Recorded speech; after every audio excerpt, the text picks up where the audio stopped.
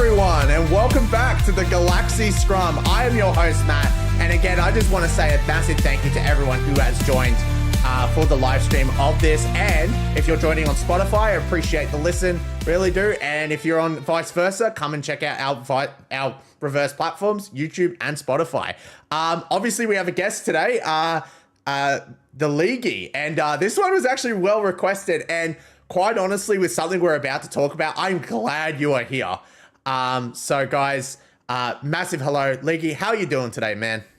Yeah, I'm doing really, really good. Thank you for having me on. I'm very flattered that I was requested by your audience, but you are right. I mean, massive news today. There is so much to talk about, so I'm really looking forward to getting into it. Absolutely. I'll just want to say hello to everyone in the chat. Hello, everyone. Pancake, hello, Lucas, hello, Tiger Walker. Tiger Walker was actually one of the people that requested it. Penguins, hello. Rugby02, hello. And before anyone asks this question, because I know 100% someone's going to ask it, Leaguey, have you ever played the Rugby League Live games? So much. That is my childhood. I'm more of a Rugby League Live 3 person than 4, just personally, but I've sunk hours into that game. Oh, sorry. What did you say? Rugby League Live 3? 3, yeah, mostly. There's just for some reason I tended to enjoy 3 a bit more than 4. But no, that reason is the sole reason. So that game's the sole reason I don't have a social life. Like, honestly. Fair enough. That is absolutely fair enough. I'm more of a Rugby League Live 4 guy. Obviously, that's what the channel is centralized, focused about. A lot of people ask me where my Storm Career Mode and Flock on the Block finales are coming. They're coming, guys. Please stop pestering me about it. But yeah, also just want to say I usually shout out I usually shout out new members and new super chats, but unfortunately we don't have any today. Obviously, don't ever feel pressured, because obviously that stuff should be optional. Also, hello JLR. Hi babe, how you doing? That's my girlfriend, obviously. But yeah, guys, normally what I do with a guest is I will invite 3 original current or former players, but we have so much to talk about tonight, guys, so we're not going to do that. But if Leaguey comes on for a second appearance, we will definitely do that up front, which actually, I think the Dolphins and the Roosters do take each other on a second time later this year, so maybe you might be able to come on. You might be one spot ahead of Retro. You never know. I'd love to be, as I should be. That's my rightful spot. Hell yeah.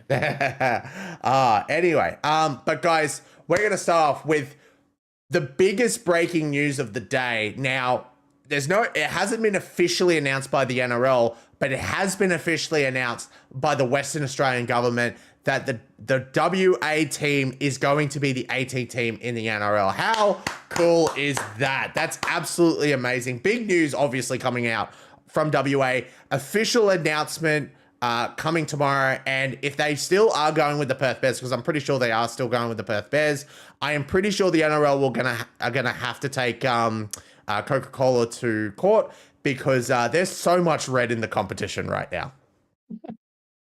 God, there is. Yeah, I thought it was enough to have the Dolphins coming in with another red and white color scheme, but geez, I mean, they'll really have to go hard onto the red and black aspect of it if they do want to keep that branding, that's for sure. Yeah, definitely. I think they have confirmed they are keeping those colors, or there might be, because I feel like if they at one point they said they might add a bit of yellow to it, but I feel like that's too Dolphin-like. That's true, and there's a lot going on if you've got red, yellow, black, and white. But that said, I do like some of those old Western Reds kits, and those were the colors, so maybe they can make it work. But yeah, we're still yet to see with a lot of the branding, obviously. Yeah, absolutely. And quite honestly, it's really exciting to see another team added to the comp. And Peter V'landys is definitely keeping with his promise, because I think he said he wanted 20 teams by 2030. Yes, he did, which I always thought was pretty optimistic, to be honest. But if we're going to get up to 19 by 2027 or 2028, it's not completely out of the realms of possibility. We just got to hope that the talent pool holds up and can sustain that. If it was your choice right now, Leaguey, and you had to choose a 20th NRL team, where would you go? Absolutely no question, South Island of New Zealand. Or, at least the southern region, because they're building a new stadium there in Christchurch. It is a beautiful, beautiful ground. The South Island Kia, to me, are a very solid bid, as are the Wellington Orcas. I'd consider them, but I just think there is growth potential there. And to be honest, I would have gone them long before even Papua New Guinea. Obviously, know that that's a unique circumstance, but that's 100% my selection. Who would you go with? Honestly, I think this is kind of biased for me, but I would probably go one or two ways. The bias side of things would be I would go Queensland, another team in Queensland, which would take the tally up to 5. And you might be asking, but there's too many Queensland teams and stuff. Guys, how many teams are in Sydney? Yeah. So, yeah, that's the only argument that I would probably put there. But the other one is maybe potentially reviving the Newtown Jets as well. In Sydney, you reckon? Yeah. Yeah. Or if the Perth Bears is successful, maybe moving it to another state like South Australia, Darwin, or I don't know, if you want to be really optimistic, Tasmania. Well, let me ask you a question then, because I think you could maybe have your cake and eat it with those two options. What if you revive the Newtown Jets, because they've got a partnership now with the Ipswich Jets, which is where you'd put probably the other Queensland team in that Western Corridor, and have the Jets come back, but as a Queensland team. I would love to see that, but I would have a funny feeling that the people in Newtown would not appreciate that. Be like, but this is what the heck's going on here? Because also, like, I think if you would take it like out, if it wasn't Queensland, it would be like, oh, well, we're fine with this. But the fact it's Queensland and obviously state of origin is a big thing, you'd be like, what is going on? That is probably true, to be fair. Yeah, that's where it falls down. But no, you're right. That Western Corridor, it's like one of the best growth areas in the whole country. So Yeah. strong I think option for sure. also like there would be an honorable mention to potentially a Pacifica team, like any of the Pacific Islands. So you've got like Fiji, Cook Island, Samoa. So any of those like islands that are focused on rugby league and stuff. I also want to shout out one of my friends, Odd One X. He is now 2 for 2 for doing career modes that are for new teams. Now, I believe he already knew the Dolphins were coming in at one point, so he did that one. But then he ended up doing a Western Bears career mode as well. And he didn't know it was going to be confirmed at that point. So he's 2 for 2 at the moment. And the only reason I mention that is because my chat is going crazy with that right now. And people are like saying like, oh, you're going to do a Perth Bears career mode and stuff. But I don't know. Maybe when Rugby League 26 comes out, maybe you have the option to create a new team, either the Perth Bears or the Papua New Guinea team, which actually we're going to touch on that as well. Because now that the Perth Bears are definitely going to be coming into the competition, there's a bit of concern with the PNG bid as well.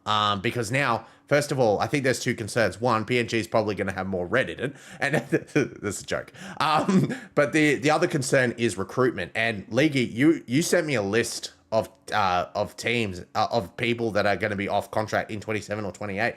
I just noticed there's one notable missing player in here. But I think he comes off contract this year. So that's probably why. Selwyn Cobbo. Yeah. Yeah, he does come off contract at the end of this year, which surprised me when I looked it up. But obviously there's a bit of a cap situation there at the Broncos, which you might know more about as a fan. Yeah. But yeah, anyway, what you're alluding to generally, it is a concern. It probably hasn't hit the mainstream media yet, but it's certainly something I've thought about where they did say initially that Perth were going to come in 27, right? And at first I thought, okay, that could be an issue for Papua New Guinea because a lot of the fringe first grade guys like Suafa Alongo or Tyron Wishart, who might move for first grade opportunity, will be taken up by the Bears to start with, right? I thought that was a problem in itself. But Roger Cook's announcement today didn't confirm whether they were coming in 27 or 28. And I think if they come in 28 at the same time as Papua New Guinea, that will give these players the direct choice between, do you want to go and play in Perth? You know, it's still a very developed Australian city. It's still the same culture. Or Papua New Guinea in a totally different place, a little bit of a risk. I think PNG could really struggle to attract those players. And it genuinely has me a bit concerned about that franchise. Yeah, definitely. Because I feel like the Perth franchise will be a lot more popular than the PNG. And obviously, that's no disrespect to PNG at all. Because honestly, the fact we are getting a PNG team is absolutely amazing. But when you're a player who wants to like, do I want to go to PNG or do I want to go to Perth? Like, there's a good chance you're going to go to Perth. And yeah, that's absolutely going to be a problem. Now, we'll probably get more info about this tomorrow. Now, apparently the official announcement is tomorrow, and they're going to be announcing it at HBF Park.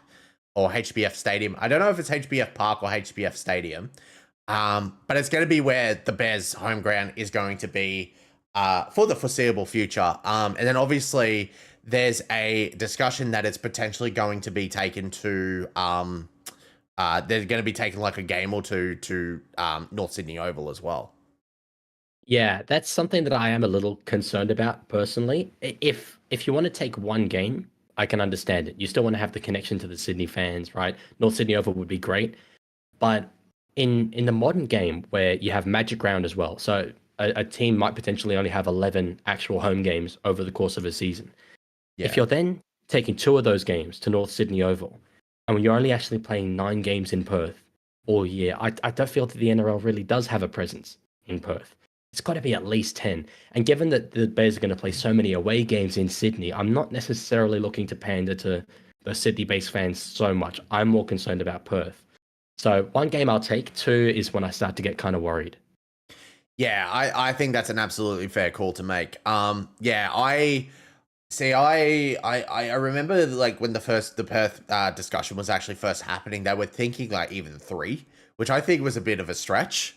But then with the whole Perth, like, because the more like home games you're taking to Sydney or to Suncorp Stadium for Magic Round, for example, or as long as it stays there, you're starting to kind of neglect that Perth fan base a little bit. And also that pulls in some membership questions as well, which I think I didn't fully like really like get in deep into the video, but I think the WA Premier did say something about the memberships of the Perth Bears as well. Yeah, he spoke about how it would be owned by its members, the club, and be not for profit, which makes sense. There's so much state intervention for it. But the NRL, in the process of the negotiations, did say that a strategy they might adopt is to take ownership of the club in its early stages. So it would be the sort of community thing. And then potentially down the line, you get more private equity involved. But at least in the early stages, when it's funded so much by the taxpayer dollars, I think this makes a lot of sense. It's good. It will create a lot of opportunity economically over there in WA. So I think that's a really good positive. Yeah. Actually, I've just got an interesting comment here on the chat here. Lucas Hardy says 9 games in Perth would be unfair to the Bears. They should have at least 12 to 14 home games in Perth, which I think if the Perth Bears do come in, does that mean are the NRL going to increase the amount of games in a year, or are they going to decrease the amount of games? Yeah, no, they won't be increasing. Volandis has said that he wants to go and reduce the number of games played. Whether or not he actually does that, we'll see. But more teams coming in will allow him to reduce games played per club while maintaining, a similar number of games overall. So they'll definitely reduce it. But potentially, maybe what the comment was alluding to is, like, for example, how the doubleheader gets taken to Perth every year. There might be stuff like that the Bears could be a part of potentially. Yeah, absolutely. And actually, I just thought of another thing that that is also going to be a concern with Perth as well. Time zones.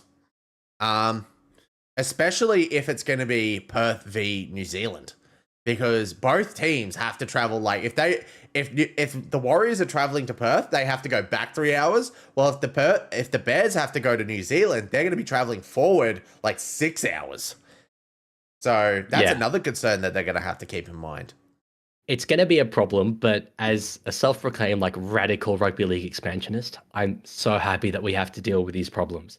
We're no longer just the east coast of Australia, And I really want to commend the game, because I think having Roger Cook as Premier of WA is really a once in a generation opportunity. He's into rugby league. How often is the WA Premier into rugby league? So I want to congratulate the NRL and the ARL for taking advantage of this opportunity and getting a team done there while they can, because I don't think this opportunity will come along too much. I also said, like, when this got announced, because League was one that actually brought this to my attention. There was one thing in the video that definitely caught my eye, and it was the WA Premier's like, we're going to play as hard as we do in the AFL. I'm like, aren't your teams in like the bottom of the ladder? So I'm actually double checking right now, because I'm pretty sure West Coast is on the bottom of the ladder. But I don't know. I think it's Fremantle. That's in Perth, isn't it? I think that's the other one. Yeah, Fremantle is in the bottom. I want to say bottom 10 is in the bottom 10. So Fremantle's in coming 9th, while West Coast Eagles are coming 18th. So I hope when they say we play hard, I hope they mean like Fremantle and not West Coast. I hope so. Yeah, but you raised a good point in terms of picking stuff from that video. Another thing me and you spoke about was that he kept saying the WA brand will be broadcast worldwide, and they've been saying that it won't be the Western Bears, but talking so much about the WA brand makes me think it also won't be the Perth Bears. So maybe we'll find out more tomorrow if there's an announcement. But I'm really interested to see exactly what they call it, because obviously, our latest team, the Dolphins, opted for no name, which was something I've been pretty critical of, to be fair. But we'll see. I don't think it's just you. I know Retro's been pretty outspoken about that as well. But yeah, I always found it weird that it was the Dolphins and not like Redcliffe Dolphins or Southeast Queensland Dolphins and stuff like that. Someone also says, shout out to the NRL and the ARL. Yeah, true. Yeah, absolutely. Perth is the best place so we can compete with the AFL. Yeah. 10-team finals when we get to 20. Yeah, that's also a possibility NRL had as well. But yeah, definitely. I think this is definitely going to be interesting. There's a couple of, we'll also get into that list you sent me because I'm quite keen to hear your opinion. Like maybe even potentially pick like a rough team or something. But before we do that, coaches. Now, before the podcast, we actually discussed like 4 different coaches that could take on not only the Perth Bears, but also the PNG bid as well.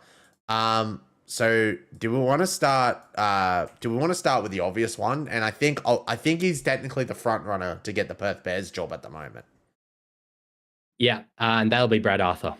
His wife is from Perth. I believe they might have recently purchased a property in Perth.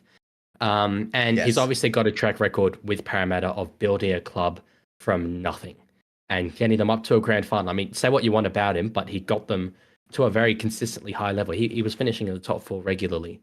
I do want to say with him, I'm very conscious as an Australian fan of just sort of dismissing the Super League a bit, because he does currently have a job with the Leeds Rhinos in the Super League. They're a very historic club. They have merit. But the fact is, his coaching aspirations are in the NRL.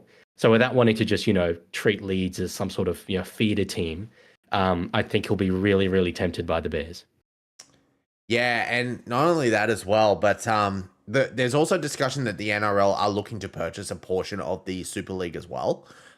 So that also could play a big part in how the expansion goes ahead. Because like those Super League teams, like if the NRL was like going to potentially fully own the Super League, those Super League teams could become feeder for the NRL teams and vice versa.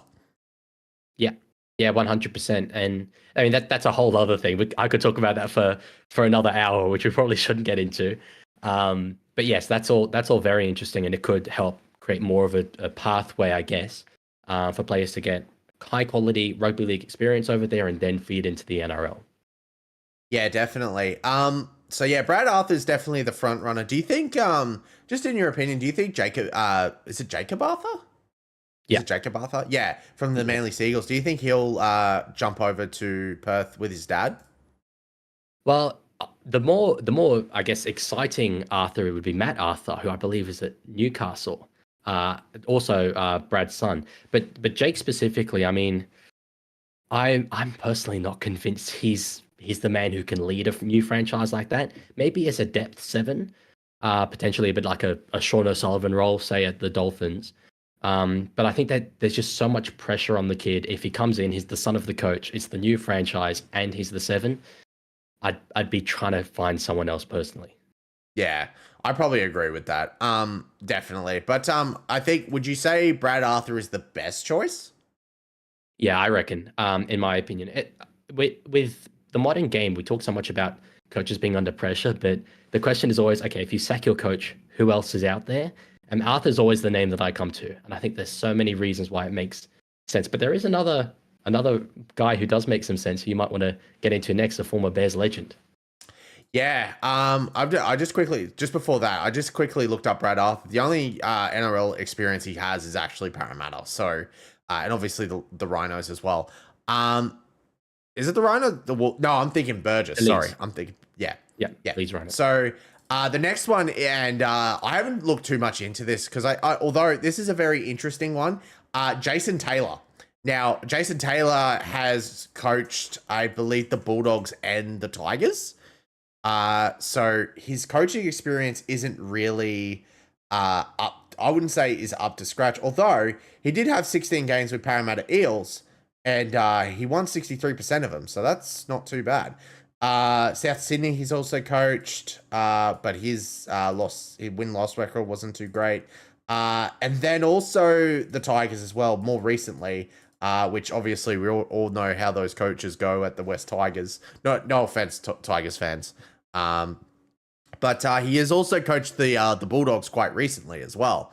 That was before Cameron Sorrello actually came on to the team. But Jason Taylor, he is a Bears legend. He played 1,200. Wait, no, that's his points. Sorry, 147, 147 games for the North Sydney Bears. And obviously he also played for the Northern Eagles as well. Which, for those who don't know, because you probably weren't even born at this point, the Manly Sea Eagles and the North Sydney Bears actually became a joint franchise, the Northern Eagles, which lasted all 2 seconds. It's probably a bit too far, but yeah, obviously he played for the Northern Eagles, and then he actually went and played for Parramatta as well. But yeah, definitely a good, definitely a notable choice for is Jason Taylor, and obviously he was one of their best players back then. So him being a coach for an early franchise, the only thing that, and I think this puts Brad Arthur in front of Jason Taylor, his coaching experience isn't up there, which maybe being a coach, being coached by a former Bears legend, maybe that's a cool thing and that's what's going for him. But if you actually look at his coaching record, it's not very good. Yeah, it's very true. He did at first grade coaching level, definitely not good. Jason Taylor is one of these guys, though, who I think is such a brilliant assistant coach. He has a really, really good record as an assistant coach. I'll touch on that, but I do want to say first as well, he has coached the North Sydney Bears in the New South Wales Cup as well. So there is that link there that will potentially go through to Perth. But yes, his assistant coaching record is outstanding. He was an assistant coach for the 2013 Roosters premiership winning side. He then went off and coached the Tigers, but came back and was an assistant for the 2018 premiership winning side. And in recent years has been an assistant at the Bulldogs, and we've seen what they have done in recent years. So if I am Perth and I'm putting together my overall coaching roster, while I'm not having him as my head coach, I'm giving him whatever he wants to be an assistant, because he has that Bears experience. He'll be a vital link in terms of these North Sydney fans wanting to support the Perth Bears. And I think just generally he's really got the skills to be a valuable addition over there. Yeah, definitely. So yeah, I definitely think Jason Taylor is a good choice as well. If they can't get Brad Arthur, there's probably their next best choice. But yeah, there's also two others we thought about as well, and I actually just thought of one more as well. Not so much for the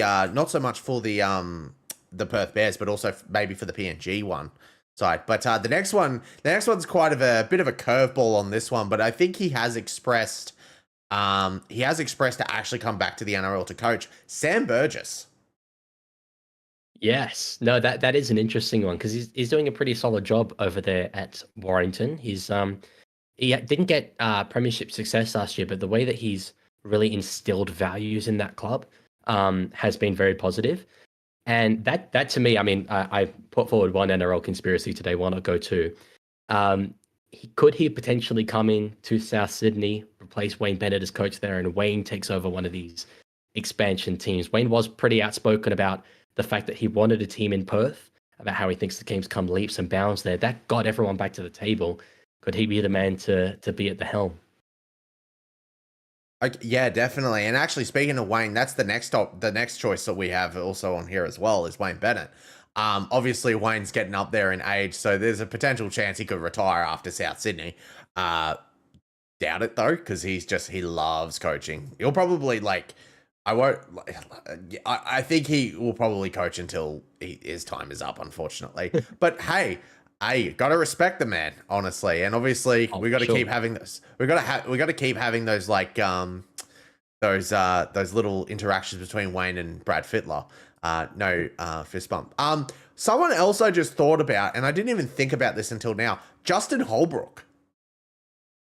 Yeah, really solid option. He's doing a good job as an assistant coach at the Roosters.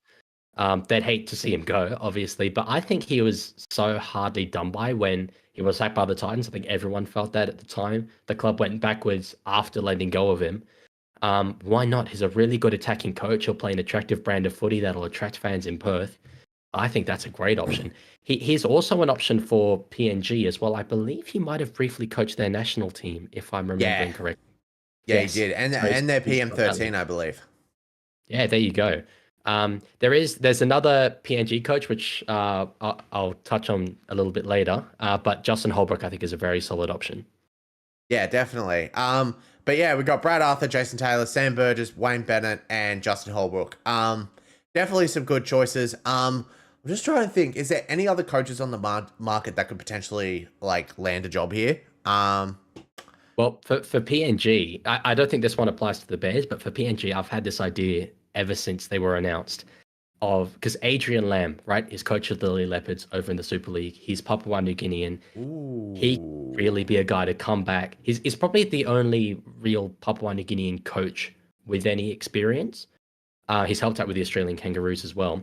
You could have him as coach, and his son Lachlan played for the Roosters back in the day. Is currently his halfback at the Lily Leopards. You could get the father-son duo to come to PNG. They're both from PNG, and get them to be the poster boys of the team. That could be really, really good marketing. Yeah, absolutely. Sorry, what was this guy's? I've never heard this guy's name. Sorry. Oh, Adrian Lamb. He former Maroons Origin player, played for the Roosters, and his son Lachlan. Oh yeah. Now I know. Yeah. Okay, yeah, gotcha. That's a solid choice, honestly. I think, yeah, definitely you want, like, because obviously he's from PNG, you want PNG, like, support, like, obviously PNG representation. And I think they're definitely going to be looking into PNG representation when it does come time to actually build that team. I'm just going to say this also. I'm going to go to the YouTube comments here. I've had this spammed multiple times. Someone said, can you ask Leaguey if Simon could be the coach? He will know who I am talking about. I don't know his name. I've had that from... NRL Head, Tiger Walker, I've had them from a few people. Yeah. Simon is my little brother who was literally on my live stream once. I thought that would be it, one and done. But ever since then, people have been asking for him to come back. I think that's the only reason people still watch me, honestly. But I'm not even in the same state as him right now. So no, I can't do that, unfortunately, guys. Oh, okay. I didn't know that. I legitimately thought, what are they talking about? I'm trying to think of like Simon's as coach, but it's like, no, it's my little brother. I'm like, oh, okay. So it's just my fans are a special breed. Yeah, mine too. Don't worry about that. Now he knows. And then rugby's now joined in on the fun as well. I'm just gonna quickly go to Perth go balls to the wall and select Billy Moore. Heard it here first. Billy Moore. It's an interesting choice. I think he's a bit of a loose cannon, maybe, to be a head coach. Not sure about that. Yeah, true. I mean, you've got who's that other guy? Jeff Tuvey, I think, could be an option. Oh my god. Jesus, yeah, we want an investigation into it. Go on. Yeah, definitely. And not to try and get assistant coaches off my team, but Trent Barrett. Yeah. Well, these are all guys who I think would be valuable assistants, but as a head coach, especially with this, signing battle they're going to have with PNG, I think you need someone that is really like an attractive option. And to me, that's Brad Arthur. Yeah, definitely. It's going to be interesting in the news and stuff. I don't think this will happen because I think Penrith are going to be like trying to like sign these guys like for lifetime because of how much they've done. Ivan Cleary as well could also be an option because I'm pretty sure his contract is up in the next couple of years. Yeah, that's it's a very, very interesting one. As you say, I don't think it's all that realistic. There was rumors as well because Nathan's going out with Mary Fowler, who has Papua New Guinean ancestry. But to be honest, having Papua New Guinean ancestry doesn't mean you want to live in Papua New Guinea. I've got Mauritian ancestry. I don't necessarily want to go move to Mauritius. So I think some of those links are maybe a bit tenuous. But if Ivan Cleary does want to move on from what he's got at Penrith and take a risk like that, I can do nothing but commend him because that's a hell of a challenge he's taking on. So I had to look this up. Both Ivan and Nathan on until the end of 2027. So it is a possibility. Not if Perth Bears are coming in 27, I don't think for the Perth Bears, but if they're coming in 28, Ivan could definitely be an option for PNG. Would he do it though? I don't know. Yeah. To be fair, I mean, at times out there in Penrith, it can feel a bit like PNG.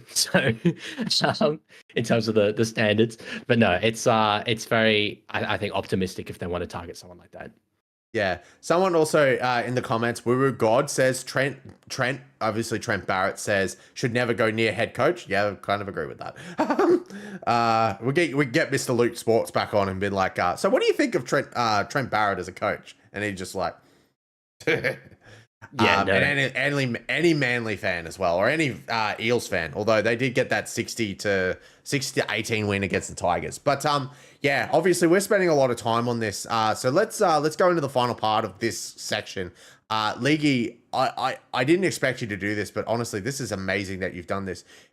You've given us a list of players that could potentially be at either the West Bears or the Perth Bears, whatever they're going to be called, or the PNG bid as well. So I'm going to quickly go through, but you've bolded some notable ones. So let's we've got this column like come in 2027. Payne Haas, Josh Curran, Will Penasini, Kenon. I always butcher this. Kenon Kolomatangi, Angus Crichton. That'd be a big one. Mark. I'm not even gonna say. That's it. Jerome Hughes. Oh, that would be huge. Ryan Pappenhausen, Will Warbrick, Xavier Coates, Jaden Campbell, Keanu Kinney, Jerome Luai. Yeah, Jerome Luai is interesting. But yeah, you've also you've almost named the entire Melbourne Storm team here. I have, yeah. There's a few other names that are available in 27, but those are the ones that I could see, like big names I could see reasonably leaving. But certainly we'll get to 2028 in a sec, but I think that 2027 list of available players is stronger. So with Roger Cook saying it could be 27 or 28, obviously they shouldn't come in before they're ready, but if they can get ready in time to target players in 27, it could really be a big bonus for them. Yeah, absolutely agree with that. Yeah, I did notice that you had one notable absence here, and that is Selwyn Cobbo. However, I think his contract's up at the end of this year. Now, I'm pretty sure the Broncos, I don't think the Broncos have confirmed this, but there's a more than likely he won't stay at the Broncos. So there's a potential that he may sign for 1 year somewhere else, and then he may end up going to either Perth or PNG. Let's move on to the other side of this list, though, and this is a kicker. This one, 28. You got and obviously, guys, I just want to say there are more people on this list, but like we're noting just the notable players here.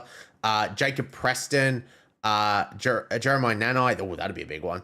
Scott Drinkwalker. You basically named the entire North Queensland. No, I'm kidding. But you know, Liam Martin. That's a huge one. Moses Leota, Hudson Young, Xavier Savage, Sam Walker, Lehigh Hopewade, Ruben Garrick, Tolo Kola, Britton Nickera, Cameron Munster. Oh, that'd be huge. Jarin Buller, Senia Taruva, and Terrell May. Look, if any of these teams like are target, like if one team is able to like swing it his own, like swing like majority of these signings to one way, like Perth, for example, Perth or PNG, like you could almost create a star-studded side. And I did notice you did highlight a few Penrith, like a couple Penrith players in there. Imagine having that Penrith forward pack too. Yeah, I mean, someone like Moses Leota, for example, look at what James Fisher-Harris has just done with the Warriors. You get Leota in to a new franchise, he'll set standards. He will be the guy that holds everyone else accountable. So those are the signings that are so important. It'd be a lot like, say, the Dolphins signing Jesse Bromwich and Kofusi and all that when they first started.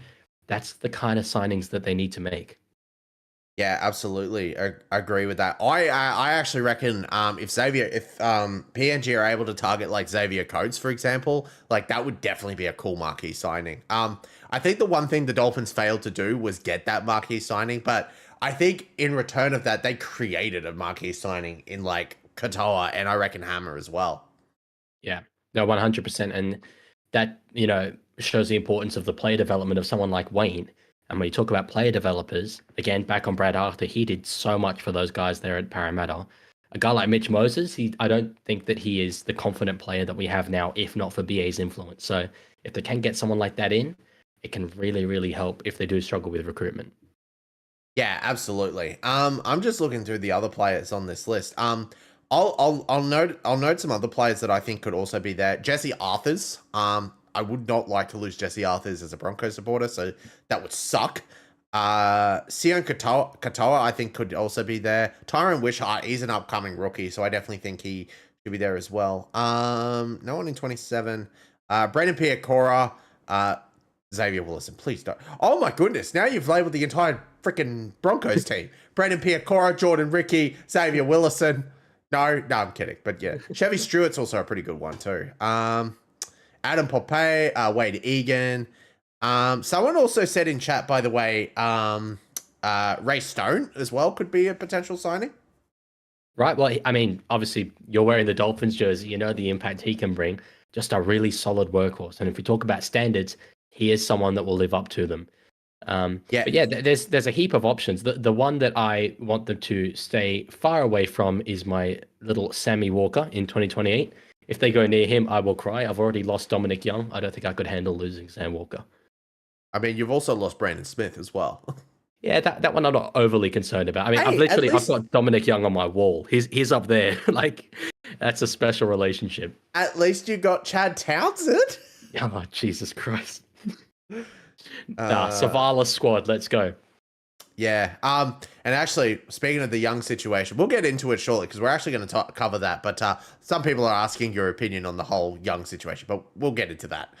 But yeah, no, that's some interesting. Is there any final remarks you have on both, mainly the WA team, because that's going to get announced tomorrow, but also like as a whole, because this is taking a good chunk of our time.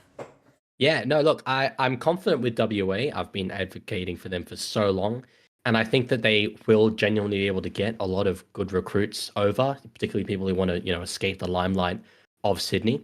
But it does have me concerned for PNG because, as I said before, I think a lot of these players who will be given the choice between either Perth or PNG will pick Perth. It could mean that PNG has to rely a lot on their domestic pathways players, which is good for them in the long term, but in the short term, they will struggle. So I hope I'm wrong, but this could be pretty bad news for PNG. Yeah, I honestly think this could be a bit of a red flag for the PNG team. I think it's good for Perth, but for PNG, I think it's a little bit concerning as well. Maybe the NRL is going to assist them a little bit more because obviously they've got a lot of like funding from both the NRL and the Australian government as well. So maybe they have that going for them. Maybe they may have to consider like I don't know, some other like incentives for them to come up to PNG. But yeah, and I'm even getting people. And here's another thing as well. I know at work today, like I had a few people ask about this, like if there's been any update on the PNG stuff. The only time we have gotten like news on PNG, I think there was like one bit like, oh, PNG's getting ready to go, like, and all that. And then before that was the actual announcement. So I feel like the PNG stuff is kind of like taking a back seat to the NRL. Oh, it has. And it's hard to say as a fan whether that's because there isn't news or whether it's because our media isn't prioritizing it. But we in the NRL media do have a real tendency to just focus on what's happening right now in the NRL, next week, the week after. So the long-term sort of expansionist stuff can often fall to the wayside. But I hope that, they are taking care of business up there because setting up an NRL team in a place like that is a huge process. Yeah, definitely. Almost forgot to unmute my mic. And also, guys, just apologies. I for those who don't know, I've actually just been sick this week. So apologies. I had to blow my nose because otherwise it would have break the whole stream. And apologies for that. But yeah, no, definitely. It'll be interesting to see how this goes within the next couple of years and stuff like that. So I'm glad to have you on for that. Honestly, I think this news for you being on the stream, great timing. Yeah, it is. No, I've loved talking about it. There's so much to get into, but looking forward to seeing how it all plays out. Well, anyway, let's move on to the first actual thing we actually do for the podcast, and that is go through the latest scores from the round that was, and that was Magic Round. So all of all of the games at Suncorp Stadium this week. So there wasn't really any home and away teams unless you're a Dolphins or a Broncos supporter, even though they both got cooked. But we'll get into that shortly. So game 1, Cronulla Sutherland Sharks versus Parramatta Eels. Sharks won 28-18. Sharks forward laid the platform early, controlling the middle and rolling the Eels with slick offloads. Yeah, basically, I think this was an expected result. I tipped an upset here, but unfortunately, I didn't get it. But definitely, if you are an Eels supporter, I definitely would be very hopeful. The fact you're able to go toe-to-toe with a premiership contender, although, do I think Sharks are a premiership contender after the last couple of performances? Probably not. But yeah, I definitely think be hopeful if you're an Eels fan. Yeah, I mean, I agree for sure. I think Parramatta did well to compete for as long as they did, and they have just improved out of sight since Mitchell Moses has come back into that side. So they are a side who's capable of, even despite the loss, using it as a bit of momentum going forward. Yeah, fair enough. Yeah, definitely. Then we'll move on. We'll move on to the next game. And obviously this Let's go. Having a leaguey. Sydney Roosters defeat the Dolphins 36-26. The Roosters' spine clicked into gear after half. Honestly, they were in gear all the game. I think Dolphins got the tries that the Dolphins got were like quite lucky, if I'm being completely honest. Sliding through to Dolphins defense with incisive passes. I think the Dolphins were quite shocking, honestly. They were pretty good, but I think the Roosters have found their mojo again. I certainly hope you're right. Yeah, I do think the scoreline potentially a bit flatters the Dolphins in terms of like the balance of play. But from a Roosters perspective, I mean, I was so proud of that win. Doing it without likes of Walker, Cheese, Nat Butcher, Sandon Smith obviously was ruled out super early in the game. Chad Townsend, no Lindsay Collins. Like there was a lot going on for us. And yeah, I think we did really well. I was impressed, and going into the bye, it's the perfect kind of result you want to have to carry through some momentum. Yeah, absolutely. The Roosters do have a tough opponent next, and that is the bye. Well, we've got Dogs after that, so genuinely we're up against it a bit. Yeah, you've got a bit of a hard, so you need the break, if I'm being completely honest. Then we move on, which honestly, I thought this was a bit of a shocker. Rabbitohs v Knights. Knights 30-4. The Knights just like out of nowhere, just like, yeah, we're gonna put some points on. They had an early onslaught, holding them to just one not even a converted try. It was like 4. Yeah, no, that was, I mean, Newcastle came into that game scoring 72 points in 7 games. It was a dreadful attack, but they clicked into gear in this one. It's hard for me to say how much of the result was because Newcastle were good and how much of it was because South was so depleted. I mean, I put together a little list of the players they had unavailable for that game. It's huge. It's no Humphreys, no Latrell, no Alex Johnson, no Rafalawa, no Munro, no Cody Walker, no Jack Whiten, and no Cameron Murray. Like, you can understand why they put in the performance they did. But yeah, I'm genuinely so excited to see how Newcastle go on with it. Do they carry through that momentum, or was it just South being so depleted? Yeah, definitely. Sorry, I wanted to try and get something, but I won't be able to, unfortunately. But yeah, the South's definitely feeling the injuries right now. They have a good chunk of players coming back, which I feel sorry for the team that's going to take them on this week. Shut up. Yeah, it's got the Broncos. Yeah. But yeah, definitely a good, much more better performance from the Knights. They needed that win, definitely. But yeah, moving on to the next game, another shot. Is this a shocker? I don't know. I feel like this could have gone either way. The Warriors beat the Cowboys 30-26. Obviously, the Cowboys had a late surge at the end there, but it wasn't enough to actually beat them, the Warriors, which the Warriors were impressive. Oh God, yeah. I mean, I did tip North Queensland in this, but in a really, really tight one. They had won their last 4 games coming into this, but the Warriors just keep going under the radar. I've said this before. The Warriors are a bit out of sight, out of mind, but they're in the top 4. They are ticking along when it comes to the results. And this was a really good win for them up there in Queensland. They're slowly convincing me that they are the real deal. Yeah, I definitely think the Warriors definitely needed that win. They've got an interesting opponent this week, which we'll get into that game shortly. But yeah, the Warriors Definitely impressive. Yeah, Cowboys. I also think the Cowboys played okay as well. I think late. I think they started off a bit too late, but I think at the end, I think both teams. It could have gone either way, and I think definitely as well. That just adds to Queensland suffering this weekend as well. So that sucks. But Well, we'll move on to the next game, which I actually think this was a pretty impressive win, even regardless of a late surge. Tigers beat the Dragons 34-28. It's a high-scoring affair. I didn't expect the Tigers to score that high. And I think they went into halftime like 26-6 at halftime, if I recall. yeah, I was impressed. 26-10 was the halftime score. 26-10, yeah. But still, yeah, they were very good. And even then, I feel like they were well off their best. So my hopes for the Tigers are growing by the week. But if they do want to make the 8, and that is definitely their target from this point onwards, this is the kind of game that they need to be winning, and they got the job done. So I was impressed by them, quite genuinely. Yeah, definitely. I honestly thought, I think the Dragons, honestly, like they weren't that bad. I think their first half effort was pretty crap. But at the end of the day, I do think the Tigers. I do think the Tigers were definitely better. They've definitely got a tough opponent next week. In terms of the Storm with the Tigers, so I think they'll definitely be put up to the challenge. I don't think they'll win that, but I definitely think it'll be a lot closer than people realize.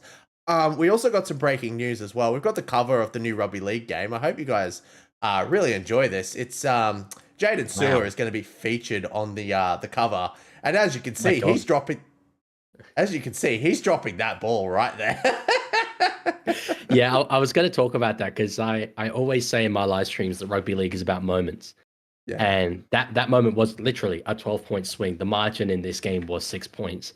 If that went differently, the result could have been flipped and we would be talking about this game completely, the other way around. So just goes to show, you got to be there, right place, right time to take advantage of that. Yeah, I still do not understand how Dragons botched that try. Like, none of the Tigers players were close enough to that try, like to that player, like to Sewer. Like, how he dropped that ball, I am sure Flanagan would have let him have it after that. Yeah, I'm not one to promote gambling whatsoever, but I did think at the time, imagine you can get a freeze frame at the moment. Jaden Sewer is jumping over the line with the ball in his hands, and you could get odds on a West Tigers try from that point onwards. It would have been astronomical. But probably around $600. It would have been a lot higher than that, I reckon. Yeah. Yeah, I've got a. Can you also just quickly chat? Can you please stop spamming stuff, please? Otherwise, I will have to hide you from the chat. But someone is saying, "What does the leaguey think about the Dylans?" Yeah, I don't know who that is. That's my full legal name, misspelt slightly. So, okay. Yeah. So if you guys could stop posting that, please. Yeah, don't want that. All good. Well, we'll move on to Sunday. Another quick loss. Titans lose to the Bulldogs 38-18. The Bulldogs answered critics with a dominant attacking display, crossing for 6 tries. Yeah, Bulldogs just bounced back from their last win. Actually doing this without some of their key players too.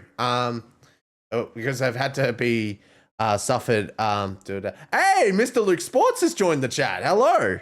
Big shout out. Hello. And actually, just in time, we're talking about the Bulldogs. Well, that game, to be honest, I said earlier that the scoreline of the Roosters-Dolphins game flattered the Dolphins a little. I think the Titans were hard done by here. This was 6 tries to 4, which the scoreline does not suggest. It was 3 missed conversions by Brian Kelly, who had a bit of a shocker from the kicking tee. But Stephen Crichton kicked 7 from 7, and that was the difference, including a penalty goal. So moving forward for the Titans, I mean, they've got Newcastle this week, which is a bit of a drab game in terms of the fact they're at the bottom of the ladder. But I'm really interested to see who wins that. Because if the Titans can play the same way as they did against the Bulldogs, I think they're a red hot chance of winning that game. They just need to find a way to capitalize on those opportunities they create and kick goals. Yeah, definitely. Definitely a good performance from the Bulldogs. Obviously coming off a really bad loss against the Broncos too. Which, speaking of the Broncos, oh my God, I did not want to talk about this game. Panthers defeat the Brisbane Broncos 32-8. Penrith rediscovered their magic round mojo with a commanding win over the Broncos. We're going to talk about this game in a little bit more detail in a moment, but yeah, I was not happy with this performance from the Broncos. I think there's a couple of comments here. Like there's two comparisons here where you can was it that the Panthers were good or was it that the Broncos were terrible? Which I honestly lean more towards the Panthers being good, but I can't I really want to defend my team here, but like the he says while wearing a Dolphins jersey, but like the Broncos, like what happened? Yeah, it is. It's pretty baffling. I thought that game was going to be a really, really good contest with what Brisbane managed to do to the Bulldogs, earlier. But they were just never really in it. To me, I do think it was Penrith being really, really good, back towards not to their best, but close to it. But yeah, I know I'm looking forward to getting into this game a bit more because it is ominous for the rest of the competition what Penrith did in that game. Yeah, well, we'll get into a bit more detail, but I read something today which I'll mention in the actual analysis of the game. But yeah, we'll move on because we're going to talk about this game in a little bit more detail in like 5 minutes. And then probably the game of the round, which I did not expect this, but I tipped them to win anyway. Melbourne Storm defeat the Canberra Raiders. Oh wait, no, Canberra Raiders defeat the Melbourne Storm 20-18. It was a golden point thriller, and honestly, this was like, I was watching this game live with my girlfriend, and like honestly, we were on edge. And as soon as that penalty got called, I'm like, Raiders have won it. And I ran down the house. I'm just like, yes, because I actually got 3 out of 8 for tipping. Yeah, yeah, no, I had a shocker with tipping. That's why I don't tip. I just avoid the embarrassment entirely. But no, that was a hell of a game. I live streamed watch-alongs for every game of Magic Round, including Women's Origin. I was just mentally done by the time that game came around. But how close it was truly kept me like mentally in the game. And at the end of that, I was going off. I live in Canberra. They're kind of my second team to some extent. And they could be so proud, I think, of what they do, because it was such a Canberra Raiders win where on paper they are nowhere near the side that they're competing with, but they just show so much fight and resilience. And when the opportunities arise, they take them. And in the key moments, they stand up to the pressure, and it was good enough to get them a win here. Yeah, definitely. Honestly, like the Raiders, we're going to talk about Raiders in a little bit more detail shortly as well. But the Raiders definitely deserve that win. And for those who don't actually like go and watch the detail of like rugby league and stuff, Craig Bellamy was not happy with that loss. Yeah, I mean they gave the ball away twice in attack, whilst in possession. That is just so un-Storm-like. I'm pretty sure, if I recall correctly, I was watching NRL 360 the other day, or I think it was like yesterday or something.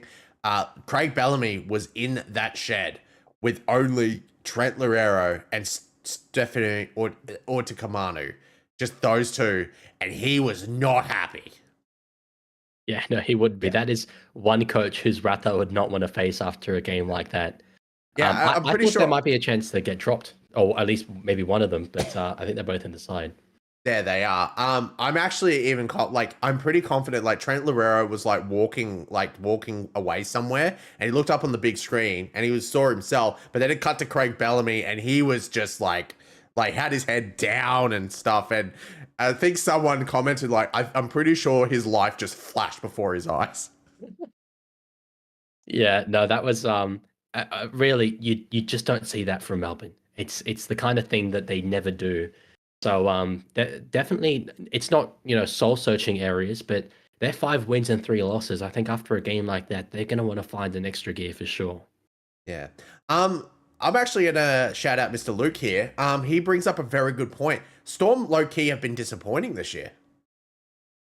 Yeah, well, we're going to touch on some more teams later in terms of them being overachieving or underachieving. But as I say, they're 5 wins and 3 losses, and they were a side that I expected to dominate so far this year. They just haven't, kind of no one has found the consistency. It does feel harsh to say they're disappointing while they're in the top 4.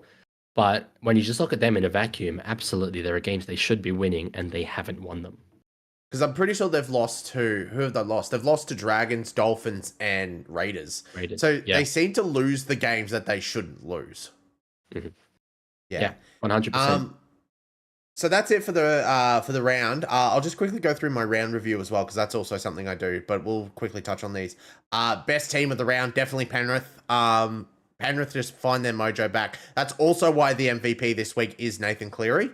Obviously he soloed that into, I think he kind of carried a little bit, if I'm being completely honest. Worst team was the Rabbitohs. I think that's self-explanatory. I think their defense was quite atrocious. And then the surprise team, obviously the Raiders.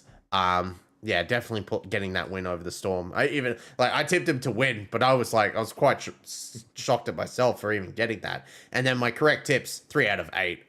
Yeah, honestly, this year for tipping has been absolutely atrocious for me, if I'm being completely honest with you.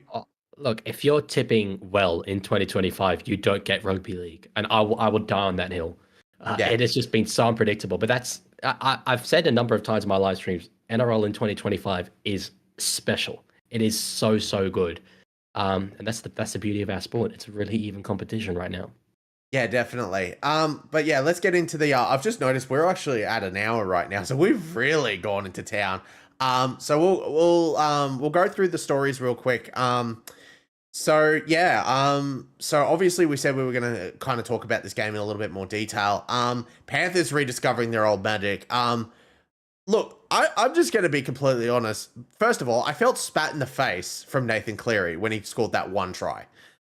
Because that hurt. That really hurt, that one. He's even the commentators were like, that's grand final like that. I've seen that play before. I'm just like, don't remind me, please. But yeah, obviously Penrith just suddenly come out of nowhere. And I was seeing, I think shout out to Clarkey. He posted his follower takes today, and someone said, like, if any team can win the comp outside of the top 4, it'd be Penrith. Yeah, 100%. Look, I've said this whole season, right? Anyone who writes off Penrith has not been paying attention these last 4 or 5 years. Yes, they've started incredibly slowly, but the fact is that in 2025, really only a select handful of teams have found consistency. And that means where they are right now, although they're third last, they are 2 wins outside the top 8, and they are 3 wins outside the top 4. They go on a run, all of a sudden this season looks completely different to them, and they are specialists at the right time of the year at the back end. Yeah, despite them sitting in the bottom 4, they've suddenly redisciplined their defensive behavior, and they only kept the Broncos to 8 points. The only try scorer for the Broncos was Ben Hunt, which it was the first try of the game, and then they got up to 8 points, Penrith, and then Broncos matched them, and then I thought, okay, this is going to be a very close contest, and then Penrith just suddenly scored 3 out of nowhere. And then they just made it tough for the Broncos to get back into it. Like I was saying before, I felt like the Broncos, this was more of a reflection on the Penrith Panthers than it was the Broncos. I think the Broncos came in with a plan, but obviously with Penrith's kind of tightening up a little bit and stuff like that, Broncos were not ready for that. Although I wouldn't be surprised if Penrith don't win another game the entire year, and then unless you're a Roosters, a Sharks, or a Broncos supporter, we just cry. Yeah, no, it definitely could be the case. But they're capable of that sort of consistency, aren't they? If they do get it all together. And you look at the teams that are in the top 4, the likes of the Raiders and Warriors, are they going to be able to hold it together consistently? So there's a spot for them potentially. Yeah, definitely. And another thing I want to quickly mention Brisbane again. You're either and a lot of news places are saying this anyway, and the crap part is I kind of agree with this. It's either the Broncos are hot or they're not. There's no in between. There's only a good day and a bad day. There's no kind of day, which we had some kind of days in 2023 and even 2024, but in 25, it's because I don't mean to bring this up, Leggy, but first round, we dominated your team 50-18. And then suddenly we go to Canberra, and then Canberra just kick us while we're up. Sit the F down. which is what we did to the Bulldogs the other day. Don't get me wrong, but yeah, it's just like there's no like in between for the Broncos at the moment, which I think is very concerning. It is definitely concerning. I won't get too deep into it because I have something to say on that topic, but we are going to get into the Broncos a little bit later, more in depth. But you are not wrong. At least I think you would rather have maybe the up and down in terms of if you're looking to contend for a premiership this year. If you can harness that up, then at least you know you have that in your arsenal. Whereas if you're just sort of consistently average, you don't get as much hope potentially. But it's hard to say. I will say this: it's probably good that we're finding these now and not later, because like we did it the last year, we did not capitalize on them later, and then suddenly we've collapsed and stuff. And this time last year, we didn't even have Reynolds. So the concerning part is that we have almost our full squad. We don't have Walsh, granted, we seem to play better without Walsh. We'll get into that shortly. But we can't seem to capitalize like on the good wins and stuff. Anyway, we'll get into that a little bit more. But yeah, Penrith, definitely Penrith almost back, if I'm being honest. They've got the Cowboys this week. Now, the Cowboys, I feel like if the Cowboys do win this one, it is a Cowboys home game. It may confirm that the Panthers just had one good week, and then maybe potentially their final streams can still be on a string. I still think it is. However, if they get one or two wins after that win against the Broncos, then I think the Panthers can make a really good run. Yeah, see, this game against the Cowboys, it is so huge. In a week that has a lot of good games, it is a massive one because Penrith did this to us a couple of weeks ago. They smashed us at Allianz Stadium and then backed it up the week later with a really lackluster performance against a somewhat out of form Seagulls side who are still figuring themselves out. So you're completely right. If the Panthers don't get this next win, maybe they're just one of the teams that almost a bit Broncos-like is either really hot or not. Oh, thanks. Sorry, yeah, Broncos catching strays there. But one guy who I do want to see more from is Dylan Edwards. There is so much storyline around him right now. It's fascinating with his origin incumbency being threatened by a very informed James Tedesco. That's one side of it. But also with Jerome Luai having departed the club, there was a lot more responsibility that was going to fall on Edwards. And even in this game, where, as we say, Panthers are absolutely red hot, he didn't really contribute all that much. He didn't have any notable attacking stats. He had 171 running meters, it's good in terms of fullbacks in general, but he averaged 231 meters last year. So that's 60 less than his average from last year. I really feel like I want to see more this year from him. If you had to choose right now between Teddy or Teddy, Edwards, or anyone else, would you pick Edwards for fullback for New South Wales? No, I'd pick Tedesco. And I'm a biased Rooster. Tedesco is everything to me, but I think he is in form. I think he's been there in Origin and he's done it. And although Edwards was very, very good in Origin last year, he's out of form right now. And as you mentioned, Cleary carried them to this win. He did very well. Maybe Edwards just wanted to take a step back and let Nathan have the hot hand, but it is concerning signs for me. I do want to say this. I want to give a notable shout out to one of their rookie centers, Penrith, Luron Petea. I believe he got a double this game. Was it a double? I know someone got a double. Pretty sure. Tom Jenkins got a double. Luron Petea, I believe, is a forward off the bench. Oh, okay. Yeah, it was Jenkins. Jenkins got two in this game. Okay, Luron Petea, he got a try, and I think that was his debut game, if I recall correctly.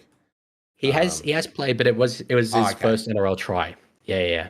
But it was a nice one. Just sort of grazed the line. I'm sure you wouldn't have enjoyed it much, but it was a nice forwards try. No, I did not enjoy that. Yeah. But I definitely a good win for the Penrith Panthers. Hurts me as a Broncos supporter, but okay. Any final thoughts on that game? No, I'm just really excited to see what they come up with this week. Do they have the consistency? Because in this competition this year, all you need is consistency, and you will fly up the table. Yeah, definitely. I definitely agree with that. I really hope the Broncos can bounce back this week. They've got a tough opponent, as I will say that. Although people are like, oh, it should be easy for the Broncos. No, I don't think so.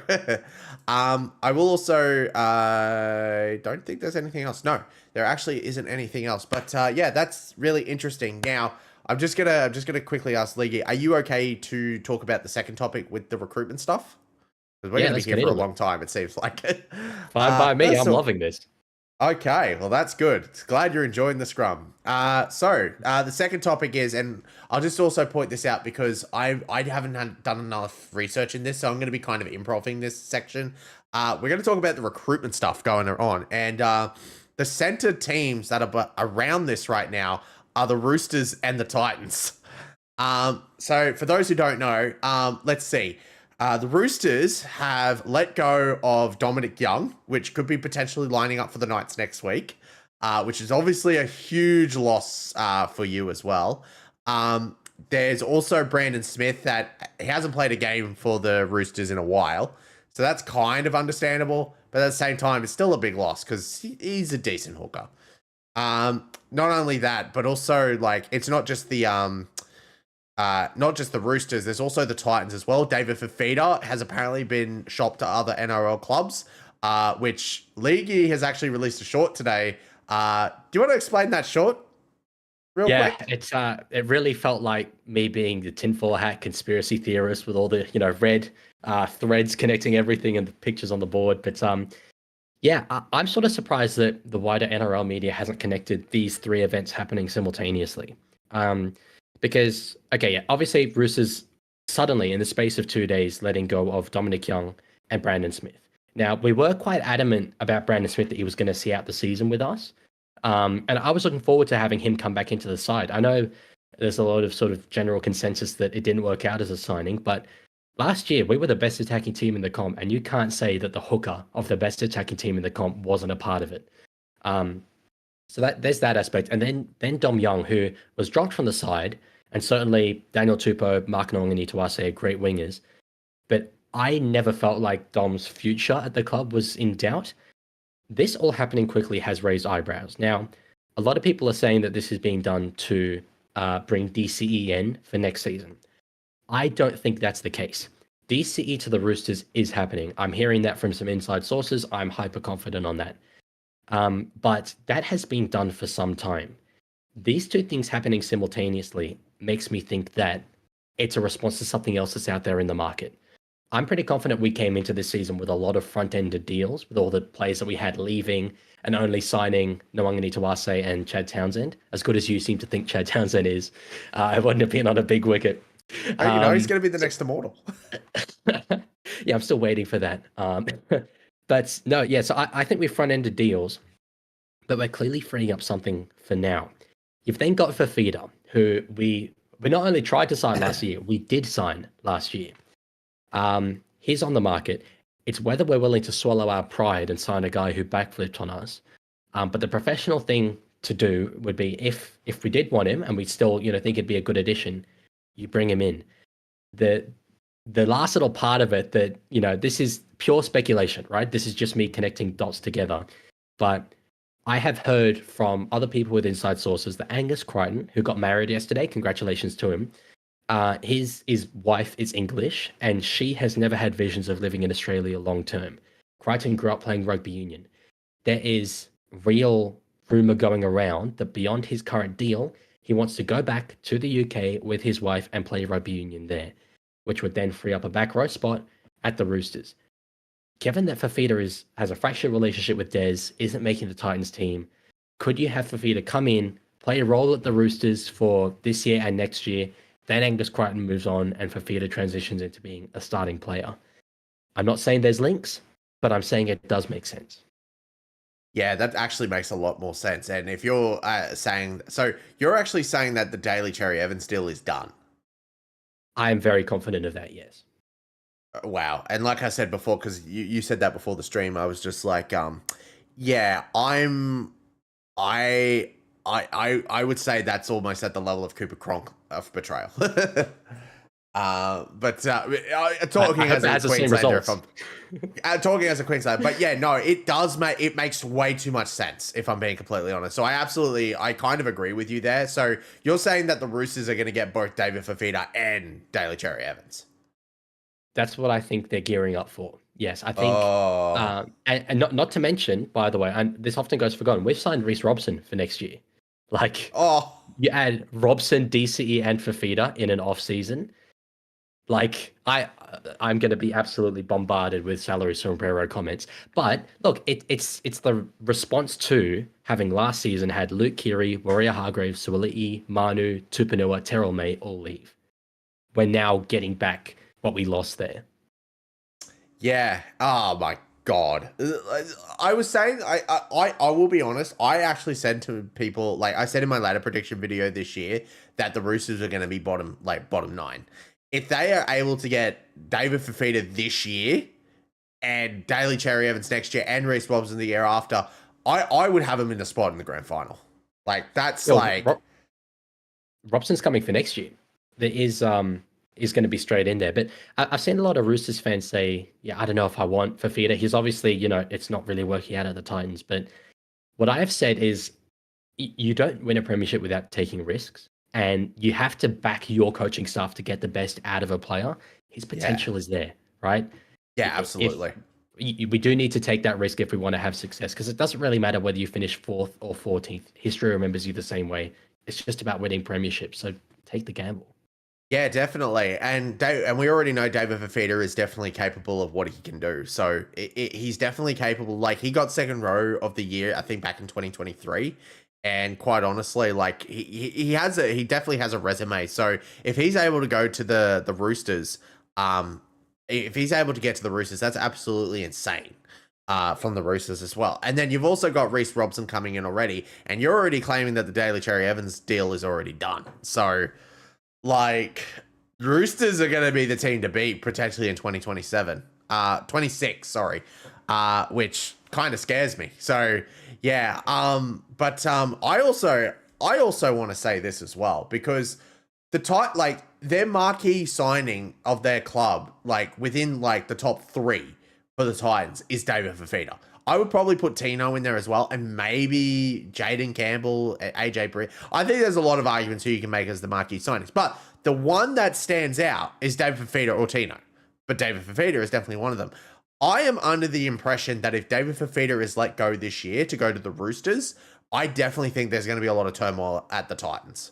And especially, I'm going to be honest, and I don't like talking about jobs and stuff, because I think that's like, I don't like talking about people's jobs and stuff like that. I actually think that could mean Des could be shown the door. Yeah, look, this is one area where I think we do disagree. There's absolutely problems up there at the Gold Coast, and even this David Fafita thing in itself, the rumors are heavy that it's a fractured relationship with Des Hasler. But when I look at what he has achieved in his career, and more importantly, who else is out there they could bring in as coach, I think they might actually be onto something kind of good with Des at the moment. Although it's not showing results on the field, and I will fully accept that, I'm not convinced he's part of the problem. And I don't know how far they potentially set themselves backward if they get a... I mean, we went through the coaches earlier. You're looking at someone like Justin Holbrook or whatever, potentially back to the club. I don't see that as a step up. That's a step down. Yeah, I'm not trying to knock Des at all. Like, I think he's a good coach, but if there's like a lot of turmoil there and stuff like that, like he's going to start getting flashbacks to Manly. Yeah, no, he will. And you raised a valid point. The thing that fascinates me about all this is how much of a difference what like 6 months makes. Because like last year, Fafita was the one who was shopping himself around. He was being offered millions by clubs. He was given the choice to go to the Roosters or say he knocked back the Roosters. Now he's a reserve grader. He's nowhere near, the state of origin conversations. What do you think clubs are going to be offering him? It's not going to be anywhere like the 1 million mark. I think he might be lucky at a club like the Roosters to get half of that at the moment. And clubs are taking a risk on him if they do sign him. So rugby league, isn't it a great soap opera to follow? I know, right? It's so dramatic. If he can't go to the Roosters, for example, because apparently there's not just one club, there's 2 clubs. Who do you think is also lined up to potentially get David Fifita? Well, this is just pure speculation, generally, but potentially a club like South Sydney. I think there might be a relationship with Wayne back from the Broncos days. Um, and I think they were maybe rumored, but I got to say I haven't put a heap of thought into it. Um, the one thing that I am confident about is that I think clubs will be a little bit hesitant to take a chance on Fafita, compared Yeah. to how in demand he was last year. So I think he needs to go to a good system. I don't think he could go to. I mean, I don't want to single teams out, but a team at the bottom of the ladder who's struggling. I don't think that'd be right for him. You know, at this point in his career, he's still relatively young. Take unders potentially in a good system for a few years, and hope that you get back to what you once were. Yeah. So what was because he signed a deal last year. How many years did he sign for the Gold Coast Titans? It was like a 4-year deal, wasn't it? Yeah, I'm not sure about the Titans deal. I know it was a 3-year deal with us, but I think 4 years at Titans sounds potentially correct. Yeah, because I remember, I know I almost said 10 years, but I've realized like, oh no, that's Tino. Yeah. Yeah, definitely. And also like, here's another thing as well. And again, like, I don't like talking about coaches under pressure. At beginning of the year, there was no coaches under pressure, like literally no coaches. And now, all of a sudden, 3 months has gone by, and Dez is probably the one under the most pressure. That, and also, you could probably make an argument for Adam O'Brien as well. Yeah, no, 100%. I guessed this season that no coaches would be sacked throughout the course of the year. It was pretty bold because history does not suggest that's going to be correct. But there's no question the Titans are underperforming. And it's like, with the squad that they have, they should be competing in games that they are just not competing in. And I get that Foran's out injured and all that stuff. I get that they've missed Keeney, missed Jaden Campbell at points, but every team has injuries. And even considering all that, there's just a lot at that club currently that is not going right. Yeah, definitely. And another, like, yeah, but this whole like signing thing as well, like this whole recruitment thing, definitely centrally around the Roosters and the Titans, and even like if you want to look at the teams that they're going to, like South Sydney, and the Knights as well. But yeah, it's definitely. I think this opens discussion. We won't go into too much detail about it, but does this transfer window need to be looked at?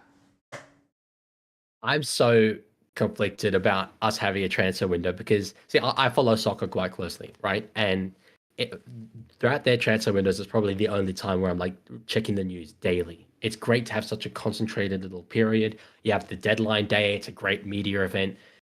But I don't know. I don't necessarily know if that's better than having this sort of 24-hour rugby league news cycle. I kind of like that. As a content creator personally, I like having stuff going on all the time. It gives me something to talk about.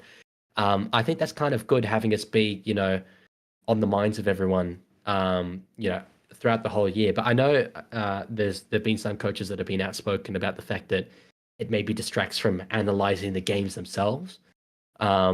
Which, I think we'd maybe have to trial it to see how it really works. But I'm so conflicted. Yeah, definitely. I'm so conflicted as well. I don't know what it would actually add to the team. I don't know what it would add. I just don't know. And I kind of agree with you. I kind of like, because it kind of works for us content creators as well. Not so much me, more so much you, because you're more on the news and stuff.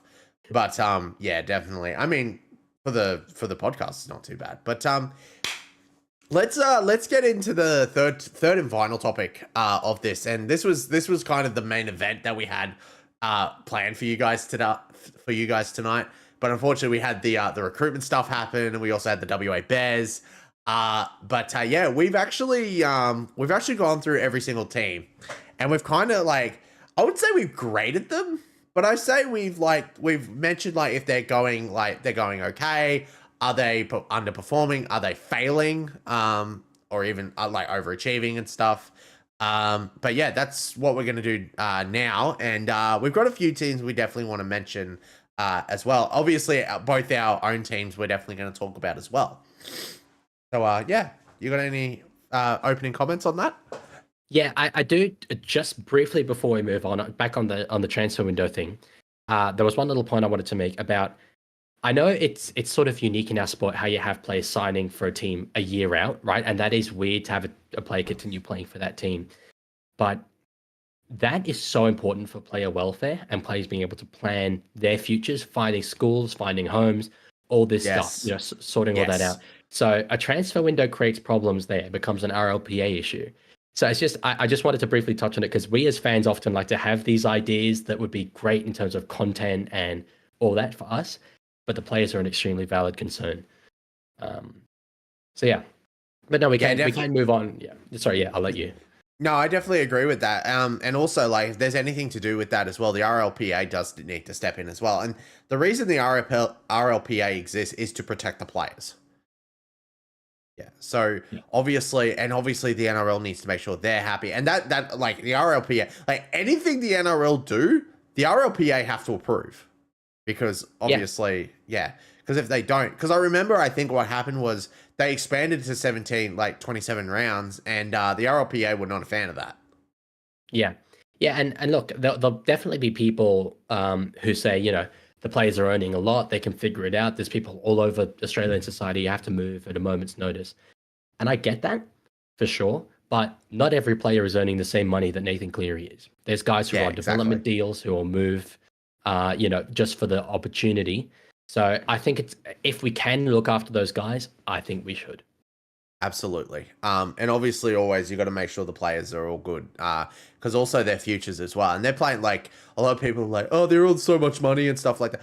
There is genuine safety concerns for the sport as well. Like, obviously you hear a lot with HIAs, 11-day stand downs, damages after, like, back damages and all that kind of stuff. Like, they have to do that stuff in order to make sure, like, people are safe when they're playing the game and all that. So honestly, like, we still regardless, like, yes, it's a good sport and they are putting themselves on the line because they want to play the game, but also they do need to be protected as well. Because obviously the sport wouldn't exist if they weren't protected. Oh yeah, 100%. It's a absolutely huge thing. Looking after those players and all that, and as I said, as good as it would be for content, they have to be a key stakeholder in the decision making. Yeah. Well, just before we move on to the actual ratings, I keep getting this other comment that your fans are just, like, weird. But please ask Leaky if his potential is higher than that. Oh my god. Okay, right. So what happened was, during halftime in my watch along live streams, obviously there's no game on. Often we just do kind of random things to pass the time. I'll watch videos that my fans have made, and I ended up at one point clicking onto my own live stream, which created this sort of echo, this sort of loop. Well, I would say something and then it would come around. So anyway, I said at some point his potential is higher than that. And then I heard it back in the loop, so I said it again and again and again, and it became like this loop of 10 me's going, his potential is higher than that, his potential is higher than that. It was a great moment of content. But it's like, I don't know what I've done to deserve the amount of inside jokes in my community. It is, the leaguey lore is insane. I just make footy videos, but that's one of them. Welcome to being a YouTuber, man. I've also got a gaming channel as well, which Matt Galaxy, follow it, even though I haven't posted in a while. We've got this, like, lore thing. Like, apparently these guys have been shipping me with this random guy in TCG Card Shop Simulator. And now they're going to start talking about it. And another thing that, like, apparently everyone thinks I'm a Roosters supporter. Like, I had, like, after the show last week, oh my God, I didn't mention this to you guys. After the show last week, I went on my Discord and someone had AI generated me in a Roosters jersey and hugging James Tedesco. No, don't applaud that. It's not too late, brother. Come on. We've just been talking about all the signings, Nah, Dolphin, fins up. Shout out to Dwayne Bennett. And Broncos, up the Bronx Nation. But yeah, whoever did that, how dare you? But yeah, I had to prompt AI, hey, just careful with the AI stuff, but okay. Yeah, not a Rooster supporter, so stop it. Okay, let's actually get into the actual gradings of stuff. So we'll start off with actually both our own teams as well. So do you want to go first, or should I go first? Well, let's do a bit of ladder order. So I guess Broncos are a little bit higher up. So let's start with the Broncos. Yeah. So yeah. So at the moment, I have the Broncos at an underperforming. And I think it's the consistency. The Broncos, like when they are on, they are on. And they can play the game. They can really dominate teams. Like, look at the Bulldogs game last week. They went into halftime 34-0. Like, if they came out with the same consistency as they did in the first half, they could have put 50 on the Bulldogs. Obviously that didn't happen, and I definitely think the Broncos kind of dropped off in the second half. But also, like, there are games that they should have won. Every single game that they have lost so far, they should have won. The Canberra Raiders, they went into that game favorites. What else? Like, what was another game? Trying to think off the top of my head. The Roosters, like the second game of the Roosters, they should have won that game, but they didn't. The game with the Warriors, like, that was a lot. They almost did win that game, but obviously they lost. They obviously lost, which it was another game that they shouldn't have lost. They shouldn't have lost. They should have won that one. And even this week with Penrith, they shouldn't have lost that game as well. So I definitely feel like the Broncos are very inconsistent in terms of consistency and stuff. And I think this is also like Madge, like trying to still fit in his boots a little bit. But obviously, like, it's getting to the point where they need to find consistent form. Otherwise, their finals chances are going to go decrease. And they're going to decrease like very quickly. Yeah, no doubt about it. I have them performing as expected, but that's only because I expected there'd be a real transitional period to start the year. Just because Kevin Walters and Michael Maguire, you almost couldn't find two more different coaches in terms of style. Kevy was a bit, happy-go-lucky. That obviously Salwa Koba made his comments about Reynolds being the main tactical guy. That was one style. Michael Maguire is a drill sergeant, right? I think it was exactly what Brisbane needed, but I expected that they might struggle with a little bit of finding their identity early on. The thing with the Broncos is that despite all that you've said, which is 100% correct, they're still fifth, and although they've been very inconsistent, so has everybody else. So potentially, they've been a bit lucky there with the circumstances. But I predicted them to be fifth, probably by the end of the season. They are in fifth, and as long as they can, build something, find some sort of consistent identity there, which I think they will under Maguire. I think that they'll be in the right end of the table come the pointy end of the season. Yeah, definitely. I feel like that's where the difference will lie when it comes to Michael Maguire, which Michael Maguire is definitely, like, I definitely think when Kevin Walters was sacked, I think the Michael Maguire deal was done. So they knew what was coming to happen and stuff like that, which I think apparently there was a thing with Kevin as well, which ended up leading him to being sacked and stuff, which I think at that point Michael Maguire was already going to take. I think they already knew they were going to sack him, but I think with what happened with him personally, I think that's kind of what, like, oh well, now we have a way to scapegoat him a little bit. But I think honestly, Michael Maguire, I think he's done positively well. Like, I'm not saying he's a bad, like, Michael Maguire is a bad coach or anything like that, but honestly, like, I think he's doing a lot better than people realize he would. But at the same time, there's obviously going to be that transition period, as you said, and that's why you've put him as an expected. Yeah, and like honestly as well, like you could have seen, like, after he left the Tigers, which honestly for the Tigers, I think letting him go was a mistake. I know that might be a bit of a bit of debate with that, which is absolutely fine. But I think if, like, the reason the Tigers were performing badly wasn't because of the coaches, it was because of the administrations behind it. But then after that, Madge went on to not only, like, I think he got to a semi-final in the World Cup, he then beat Australia in the Pacific Championships, and then he went on to beat Queensland, mind you, at Suncorp Stadium, of all places, and he performed an absolute miracle. I'm also sure if Queensland won that last game, and Queensland went 3 in a row, Madge probably would have stayed on for another year. Yeah, no, I'm confident of that. I was a big proponent of the fact that in game 1, where we had Suaalii sent off, I thought we were almost the better team, even then. Despite Queensland getting the win. No, I rate Madge very, very highly as a coach. He is turning around a massive ship a massive ship who are still there's still some hangover from that 2023 grand final. I hate to bring it up, but she struggled with it last year. And a team of the magnitude of the Broncos, for him to come in as a New South Welshman and get everyone on board, I think it's been good. You have to look beyond just purely the wins and losses, I think, to assess a coach. Someone like Jason Riles, who's barely won a game, I think he's done a good job at Parramatta so far. It's all behind the scenes. It's all standards. And I think he's getting them in the right direction. Yeah, definitely. But we'll have to wait and see what happens with the Michael Walker. I actually also want to mention, I think if they had Luai, and I think there was another player that was out, I think Tigers would have beaten the Broncos the other week. Yeah. I think that's how in good. it. We're going to talk about the Tigers very shortly, but that's one thing.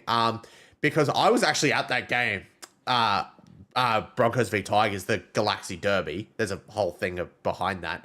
But the Tigers were actually performing really well in that first half. And then it was I think 5 minutes before the half was over, Broncos, I think oh crap, we better do something. And then they finally put something on the board, and then Reynolds ended it with the field goal. But yeah, it's definitely one of those things where it's if Tigers had one of their key players, that could have been a very different result.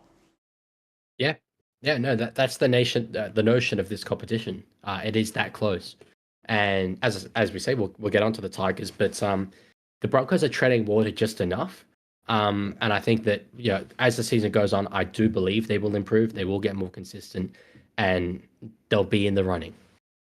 Yeah, definitely. Well, that's enough about the Broncos. I'm going to kick it over to your team, the Roosters. What did you have them at?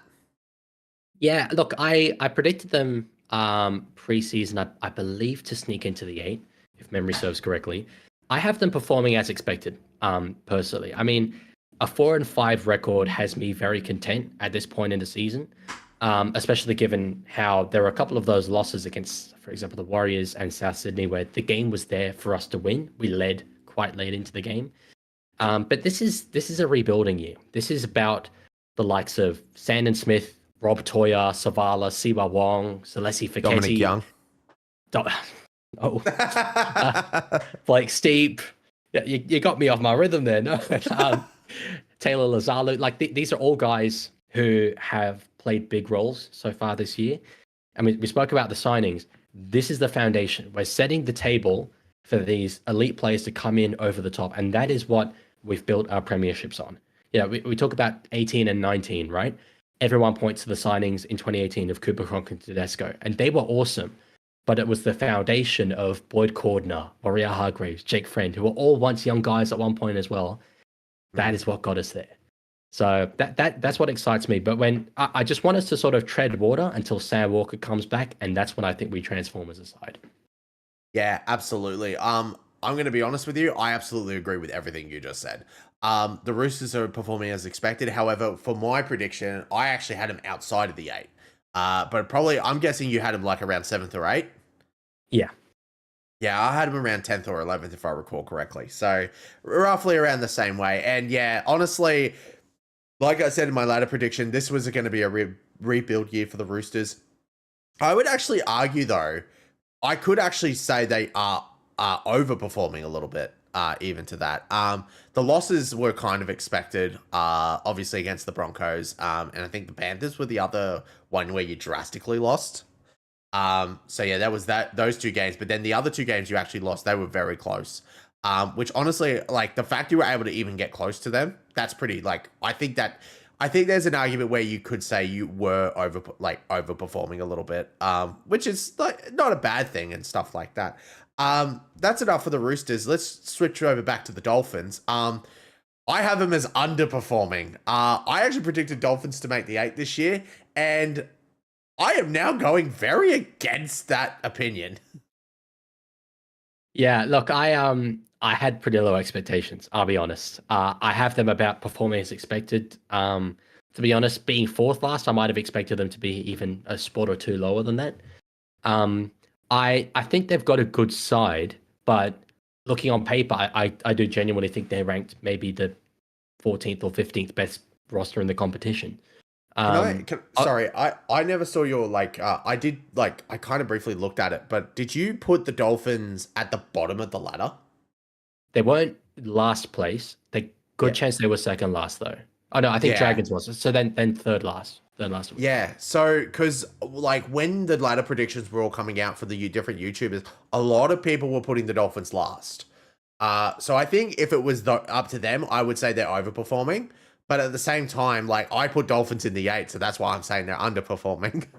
But obviously there's also the Wayne Bennett curse, which I don't think is real. I think Wayne just does something, and it just the whole thing just falls apart. Yeah, I mean, no, they are struggling. It makes sense in terms of a leadership void. They are struggling with that going out. They're struggling with Jesse Bromwich. I think potentially even that's a big leadership void to fill. But there are guys that are stepping up into that role, and it will take them time to learn that, certainly. But I think the Dolphins, yeah, I mean, the reason why I've got them performing as expected is they've pulled off some solid wins against the likes of, Penrith and Melbourne were great wins. But I do kind of think they might struggle to find consistency this year, whilst I expect other teams might improve a bit more as the season goes on. Yeah, definitely agree with that one. Yeah, but we'll see. We'll see what happens when it comes to Origin period and stuff. They might be able to get some wins. They've kind of got it. I don't want to say a tough opponent. Actually, I will say the Parramatta Eels are a tough opponent. Which, yeah, I think the Dolphins might end up being an underperforming team, an underwhelming team this year. If I'm being completely honest with all of you, or you never know, they might go on a bit of a run at the end of the year. You never know. But yeah, that's it for the Dolphins. I'm gonna hand it over to you. You can choose the next team you want to talk about. So we've nominated 1, 2, 3, 4, 3 other teams to talk about. Yeah. So which one do you want to go with? Well, they're all feel-good stories. I know one of my most loyal viewers, Tiger Walker, was in the chat. Yes, he still is. So we'll go with his West Tigers. Yeah, okay. Because they are. You asked me to prepare sort of a little bit of a sort of signings of the season so far, and they've got the top 2, in my opinion. Terrell May, Jerome Luai. They both had very different impacts at their club, but I for years have been such a proponent of Jerome Luai. I have loved him. I know it's a controversial figure, but I've thought that all these people saying he was just carried by Nathan Cleary were blatantly wrong. And I feel so vindicated so far this year because he has had a great impact in that side. But look, while I have them as overperforming, certainly I didn't expect them to be in the 8 at this point in the year. I do want to highlight one thing because a lot of people said last year, third wooden spoon in a row, that's it. That's the length of their analysis, the depth of their analysis. But they won a quarter of their games last season, which I think is so impressive. They built a lot. It was twice as many games as they won the year before. It was a big step in the right direction. And with the number of high quality signings they had coming in, I expected a notable improvement. But even then, they're going really, really well. Yeah, definitely agree with that. And about just on the topic of Jerome Luai, I had someone, our first guest on the podcast was Roblin Jaw Sports. And one of his 3 guests that unfortunately you didn't get to do tonight, one of his 3 guests was Jerome Luai. And I was quite taken back by that. And he wanted to talk about how he becomes the leader that he was and stuff like that.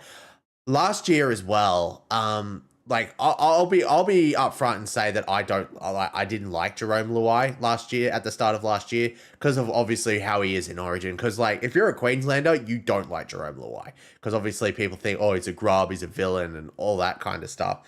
But last year, Jerome Luai gained so much respect from me. It's not even funny. Jerome Luai actually picked up my Player of the Year.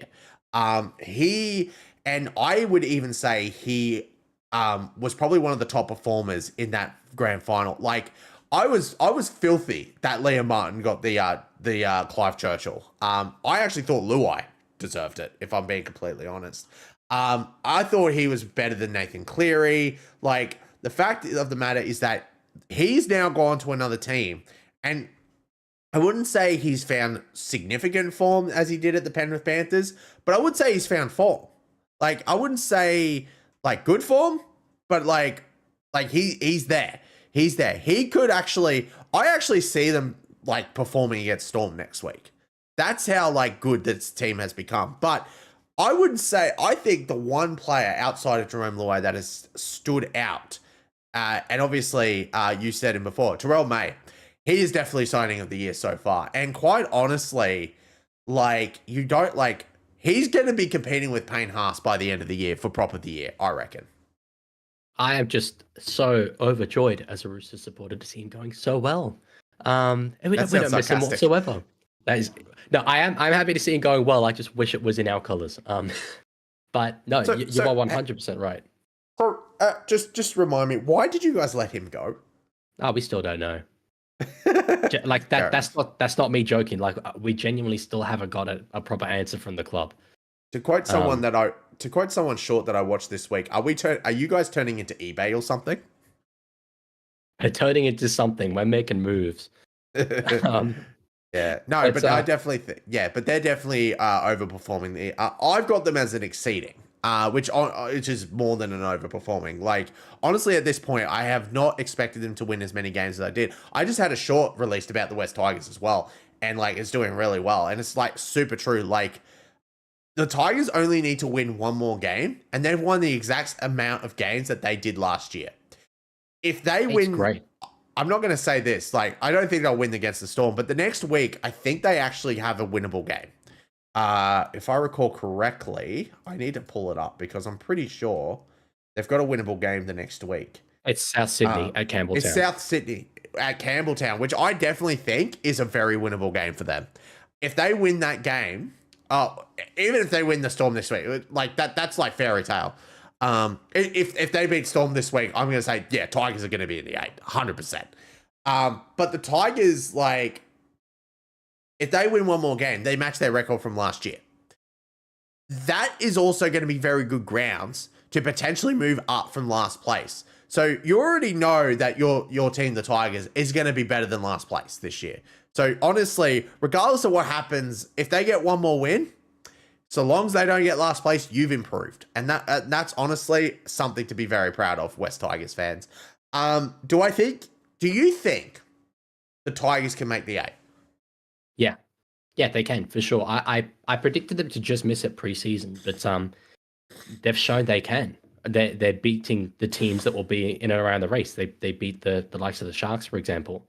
But look, the biggest compliment I can give the Tigers, and I'll bring the Bulldogs into this one as well. If I were a young player right now looking for a club, the Tigers and the Bulldogs are two of, like, I don't know, the top 4 or 5 teams I'd want to be at. If you were to say that 2 years ago, you'd be checked into an insane asylum. Not only have the Tigers like got it right on field, but Shane Richardson is the CEO, doing a great job. Benji, I believe, is one of the most promising young coaches out there. He's doing an outstanding job right now. They've completely turned their ship around, and I love to see it. Can I just say as well, Benji's response to someone saying like, "Oh, everyone thinks you're a bad coach," and he's just like, "Everyone thinks I'm a bad coach anyway, so who cares?" Yeah. No, exactly. So yeah, he 100%. definitely handled that, and the whole Galvin situation is now water under the bridge. So that we haven't even mentioned it. It's like it's been completely forgotten. Which obviously, I'm gonna say this as well. I'm gonna make a complete theory, and I don't know because obviously, like backflipping is obviously about backflipping, right? But if the Tigers make the finals and they actually do decently well in the finals, I do see Lockie Galvin going back to Shane Richardson and be like, actually, I do want to stay here. I've got this good feeling. If Tigers make the finals, I think Galvin may consider staying. Well, as absolutely insane as that seems and would be, my initial reaction when all that news came out is I considered all the clubs that he could potentially go to, and none of them made more sense for him to be at than the Tigers. They are a team that has built their game plan around him. They've signed a 4-time premiership winning half, and they're still playing Lachlan Galvin ball, in my opinion. So if he does stay, sure, it makes sense for him. But God, that would be insane if that were to happen. I just I want to mention a couple comments here. First of all, Tiger Walker going up the Tigers, obviously. And then Lucas Hardy, this is actually an interesting comment. The Tigers have turned Terrell May into a monster. They have. I was going to turn this back on you because obviously Queenslander. The one thing I'm not excited about Origin from the perspective of Laurie Daly being our coach. That brings back a lot of childhood trauma for me. Um, but how do you feel about the fact that our front rowers are going to be Payne Haas and Terrell May? Yeah, that's I'm gonna be honest, that scares me like crapless. Like if I'm being honest with you. Yeah, I think we still have good forwards. Like we have Lindsay Collins and Tino, so and Paddy Carrigan as well. So I think the forwards are almost like you two. You're gonna have the two best forwards of the year, but I think our forwards could probably match up with you. Um, I'm gonna be also under the impression, like we're going on a tangent here. I think this year's Origin is a lot harder to predict. It is. No, Yeah, it is for sure. I think New South Wales has the better team on paper, yeah, but I am, as I say, concerned about the coach. Um, and with Queensland, I mean, they've the players are there, right? They've got very high quality players. In my opinion, not many of them are in great form.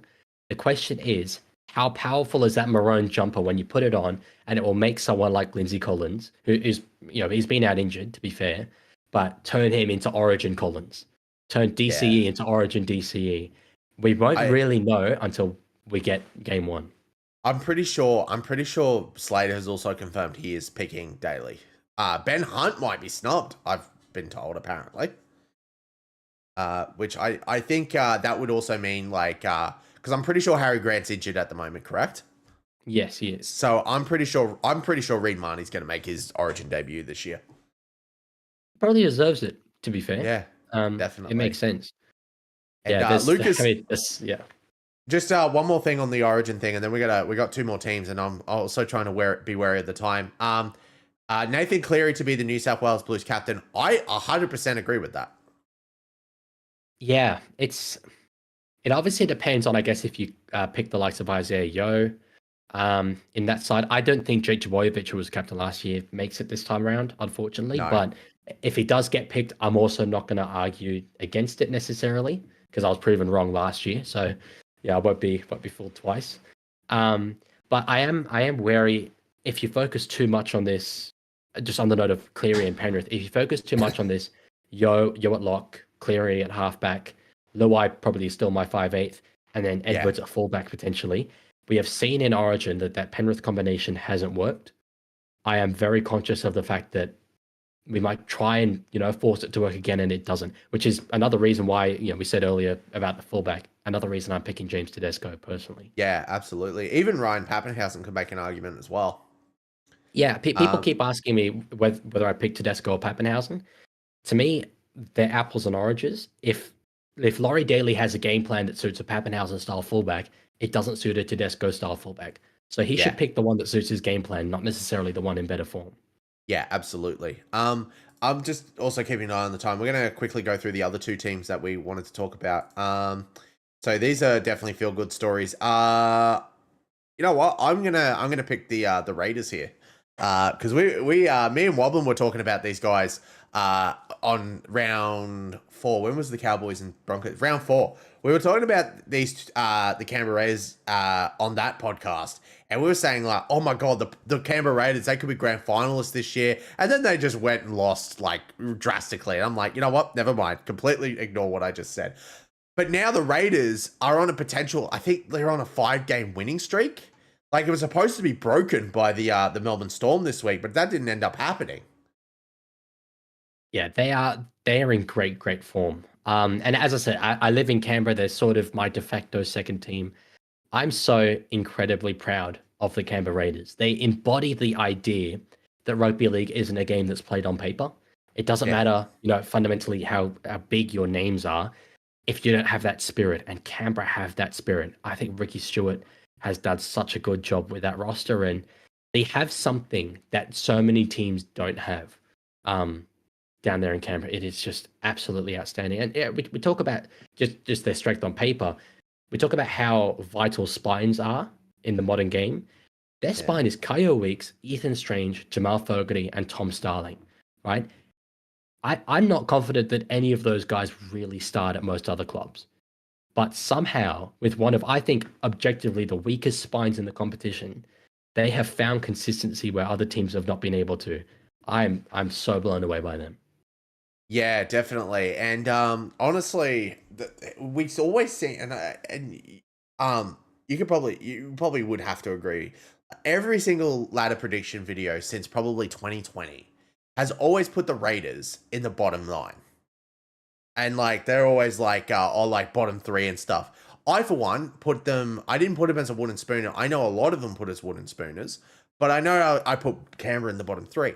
Here they are competing for a top four spot right now. So, like, obviously, they always seem to exceed expectations. Like, I'm definitely putting them over exceeding expectations, which is like outstanding performances by the Green Machine themselves. They've got a home game coming up with the Bulldogs, and then they've got a home game straight after that with the Titans. Now, they're actually going into the Bulldogs game as favorites too, which I actually think is well deserved. Which honestly, this could be like, if they win the next two games, this could set up what could be a Raiders top four spot. Yeah, I'm going to that game. It's down here in Canberra, Bulldogs and Raiders. I cannot wait for it.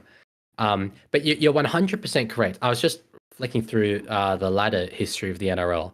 The Raiders haven't finished below 10th since 2014, if I'm counting that correctly. So that is incredible, considering, yeah, when you look at this team on paper coming into every preseason, they do struggle to attract stars.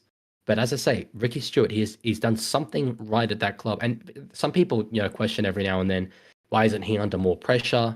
But God, he is loved down here in Canberra, and they love him, and his players will die for him. And I think that's so evident in their performances. He's a really, really good coach. Yeah, absolutely. I think this is another bellyache situation where it's like, because I do know he has a habit of spraying his players as well. Like, by the way, for those who don't know, you probably do. When we say spray, I mean like yell at them. Not like spray them with a water bottle. He might do that as well. We don't know. bad weeks, bad. But no, he definitely he commands the respect of his players, and he definitely does deserve it.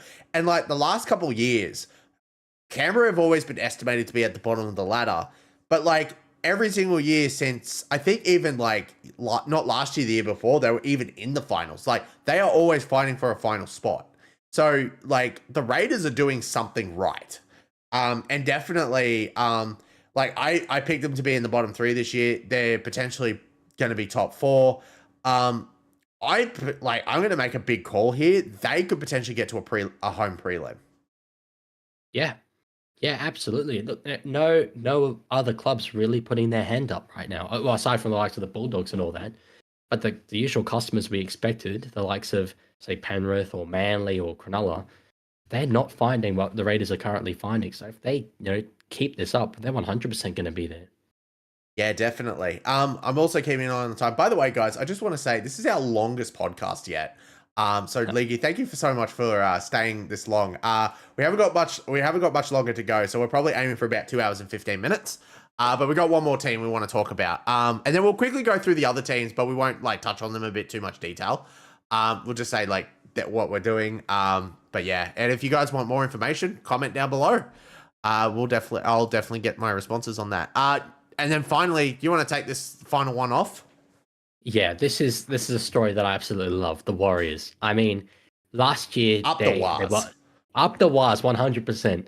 They were up against it last season, and the number of games that they lost in painful circumstances where they were so close to getting it done, the number of injuries that they had after all the momentum of 2023, it was all gone, right? But the one thing I want to highlight particularly is that obviously, like, no one had particularly high expectations of the Warriors inherently coming into this year. But they have had, in the space of one off season, they lost Adam Fanua-Blake, Sean Johnson, and Tohu Harris. You want to talk about having the soul ripped out of your club? They had the soul ripped out of them, man. It was like they have absolutely no business achieving what they are achieving right now, especially when the guy who came in to fill that gap, Fisher Harris, has only played 5 games. He's been unavailable most of the time. I am so impressed by what they've done. Yeah, absolutely. The Warriors have actually been very The Warriors have actually been very amazing. I've actually got them as an exceedings here. And quite honestly, I put the Raiders to be, I think, bottom like 10th or something. Like, I didn't even expect it to make the 8. And quite honestly, when the first game of the year happened, it was the Raiders and the Warriors, don't forget. When that first game happened, I'm like, oh my God, the Warriors are done. They're cooked. They're done. But then suddenly they've gone ahead, and when I'm looking over here, by the way, I'm looking at the actual results. Like, they beat Manly, they beat the Roosters. Sorry, they beat the Tigers. They won 3 in a row. The 2 games. Oh my God, they've only lost 2 games. Oh my goodness, I did not even realize that. They've lost to the 2 teams that they've lost to are the ones we just talked about, the Raiders and the Storm. Which that was kind of expected, because the Storm are like, yeah. And then someone, Mr. Luke said, like, the Storm have been pretty disappointing this year. Like, but obviously that was one of the games they should have won. Oh, they beat the Broncos. They beat the Cowboys. Like, they've beaten some really challenging opponents in terms of enemies. And they're like, the only 2 games that they have lost have been away games. Their home games, they have been absolutely dominant. Yeah, I know. Without wanting to be a party pooper here, I do still have question marks over whether they can keep this consistency up as the season goes on. But they're doing absolutely everything they possibly can to convince me at this point in time. And the job that they are doing is absolutely outstanding. Well done to Andrew Webster for harnessing this playing group together. The likes of Luke Metcalf, we've seen step up so massively throughout this season. It is great to see, because a strong New Zealand rugby league team is so important in the strength of our competition.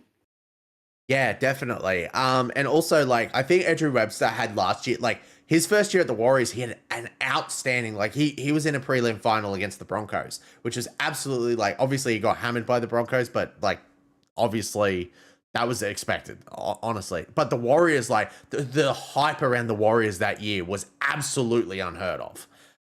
Fast forward to 2024, obviously the Warriors have a really hot and cold year, but I think Andrew Webster has taken everything he has learned in that year. And also the Warriors had injuries during that year as well. I'm pretty sure Sean Johnson was out for a good chunk of it too. So he took everything he learned in that 2024, he's applied it to this year, and he's like, all right, we've learned our mistakes this year. Let's see what we can do. And now he's just booming right now.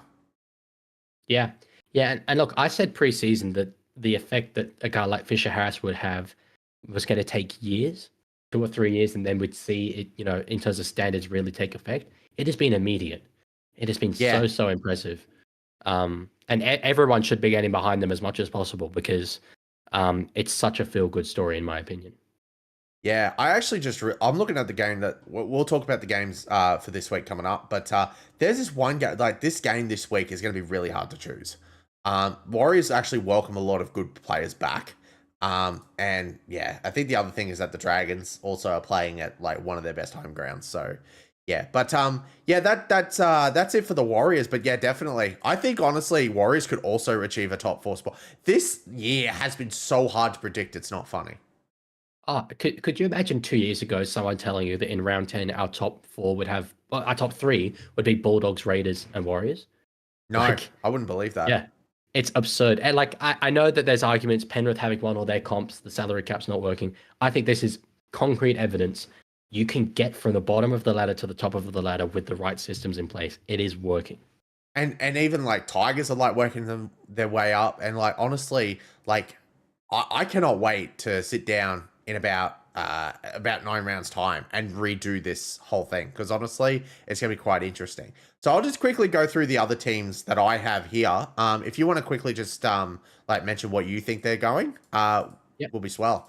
Canterbury Bay. Okay, so Bulldogs, I've got them over exceeding.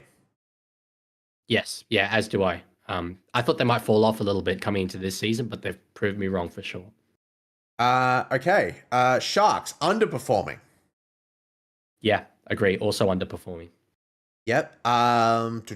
Titans very under. Oh, actually, I'm going to say failing.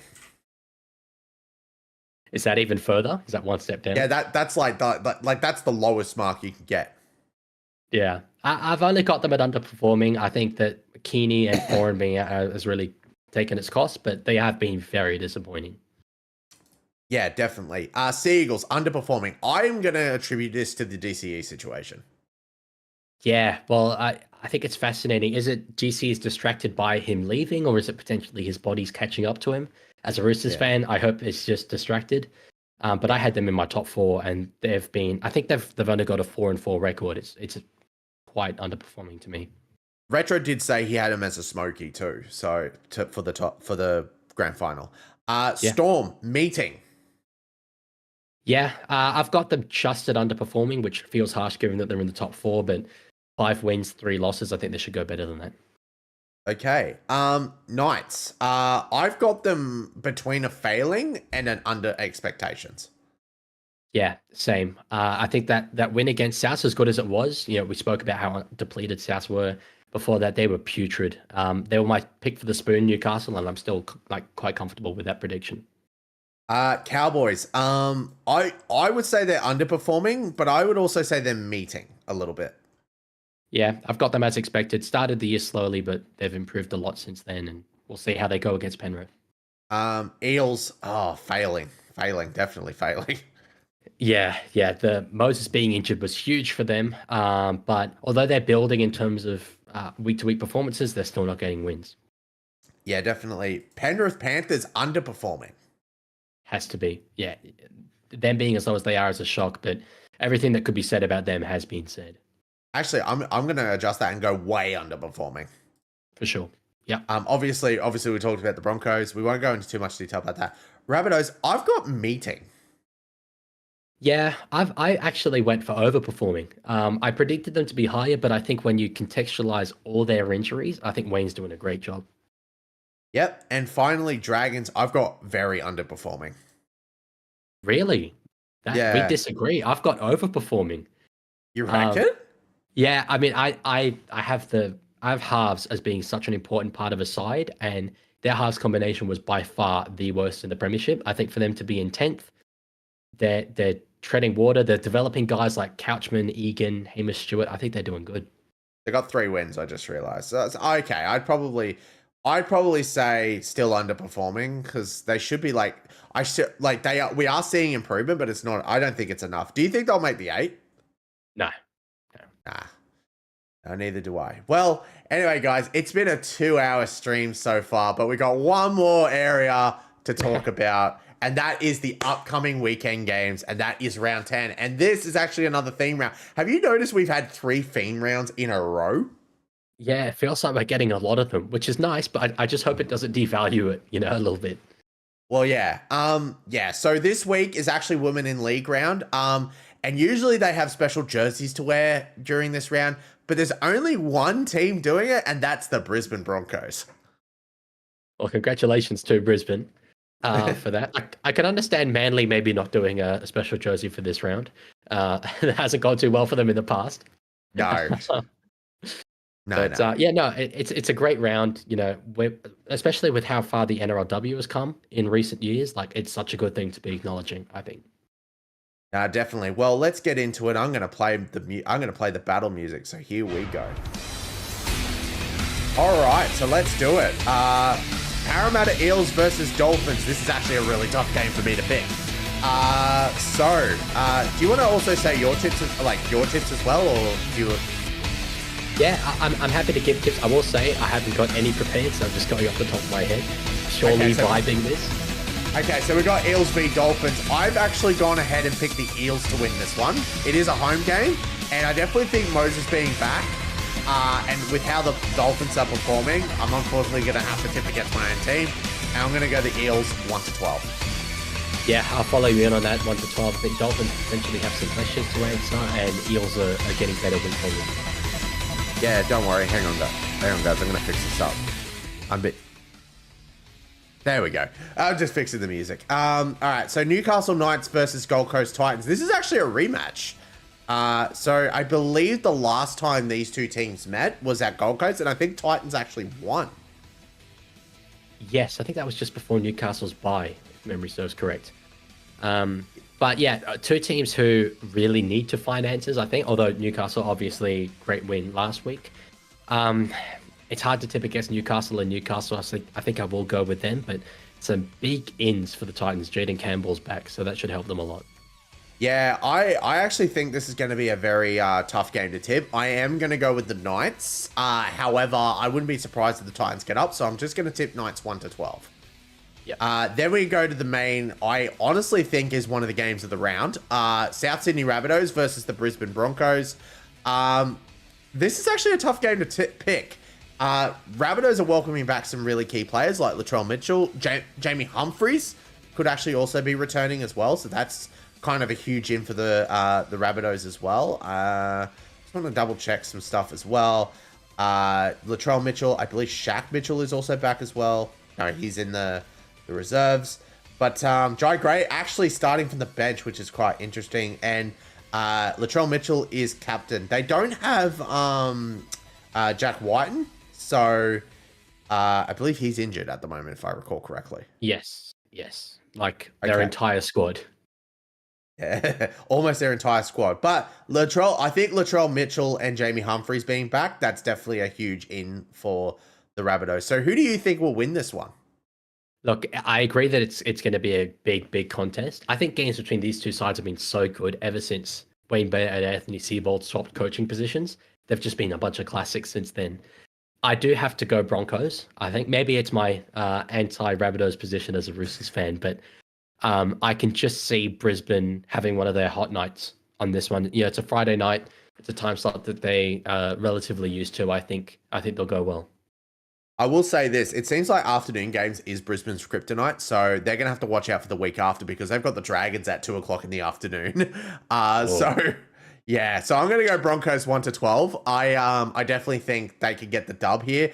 A lot of people are tipping Broncos 13+, but I think the Rabbitohs do have enough in them to keep it close. Yep. Then we move over to... actually, no, this is game of the round. Raiders versus Bulldogs. Now, this is definitely a tough game to tip. So what are your thoughts on this game? Cannot wait. This has just all the hallmarks of a brilliant game. It is so hard to pick. But I do know, luckily I think for the Bulldogs, it's a 3 p.m. time slot. It won't be too cold down here. But this is a really good game. I think Raiders might just have enough at home. The crowd is going to be huge. But I am mostly tipping Raiders for my own personal safety, because I think if I did tip Canterbury and go to that game, I might not make it out of there in one piece. Yeah, that's very true. And people find out, they might be chasing you out of the stadium. Yep. Yeah, I'm going to agree with this one. I think I am going to tip Raiders 1-12. I wouldn't be surprised if Bulldogs get to like a lead and then suddenly Raiders just cover up. So honestly, I wouldn't be surprised if Raiders just do it like the way they have been, honestly. They've always been behind. Every single, I think besides like a few games, every single game they've won, they've always been behind. Except the Broncos game. We don't talk about that one. But yeah, I'm going to go Raiders 1-12. Definitely agree with this one. This one's actually, okay, another tough one to pick. Wow, we got some good games this round. Yeah. Rugby League in 2025, it is generationally good. Yes. Dragons v Warriors. So this is 10th v 3rd. Warriors are favourites to win this game. However, this is at WIN Stadium, and Dragons seem to always do well at WIN Stadium. So, yeah, they've got some really big ins, the Warriors. They got Zalesniak is back. Tuivasi Sheck is back. I think that's it. Laban is back. That's really cool. Blake Laurie is back for the Dragons, I think. No, he's still in the reserves. In the reserves, yeah. They're also they had a new halfback last week, and he didn't perform as much as they expected. Kirk Catewell's still in the centers, I have noticed. That's quite interesting. But yeah, what's your thoughts on this game? Yeah, well, that halfback, Lycan King Tongia, I believe is his name. He had a really good try assist to open the game, but did sort of struggle a little bit potentially onto the occasion. The one that I want to draw attention to is, I think it's jersey 17 for Dragons, Loco Junior Pacifici Tonga. That's got to be the greatest rugby league name of all time. That sounds like a character you would make in Rugby League Live. He has huge wraps on him. He's apparently the size of a Payne Haas. New South Wales eligible, so that makes me very happy. But look, yeah, you're right. Dragons go well at that ground. They don't call it Lost Stadium; they call it Win Stadium for a reason. But I'm done. I'm done tipping against the Warriors. I'm not letting them go under the radar anymore. They have a certain expectation now, and I do think that they'll win this game, but I don't think it'll be a big margin. Yeah, I definitely agree. I have also tipped the Warriors to win 1-12. But I think the Dragons are definitely going to give them a fight. So yeah. Now we got another tough. Oh, this is another tough game. Oh my goodness, this is another rematch as well. Last time these two teams met, it was an upset. Cowboys versus Panthers. This time it's at in Townsville, so Cowboys home advantage. What do you? I'm a bit scared of this game. Now I've tipped the Panthers 1-12, but I wouldn't be surprised if Cowboys get up for this game. I wouldn't be surprised either, but I am tipping Penrith. I think it's the kind of game where if you tip against Penrith and they then win, you're like, what on earth was I thinking? Whereas at least if you know you tip Panthers and Cowboys win, you're like, okay, fair enough, it was the Panthers. So just for my own personal mental health, I'm tipping Penrith. Yeah, I'm going to be honest with you. I'm also going to tip Panthers 1-12, but if Cowboys win this one, it will damage my mental health. Because I'm going to be sitting there like, how did we lose? We were Broncos. How did we lose? But yeah, then we move on. This is another good game. But I think this is probably the only one where I'm going to tip a big margin. Storm v Tigers. This is at Amy Park, and it's 2:00 in the afternoon. What are your thoughts on this game? Oh, this just has the same vibes as the Storm Raiders game last week for me, where I was like, I could smell an upset. I feel the upset coming, but I'm going to tip with my gut and go with Storm.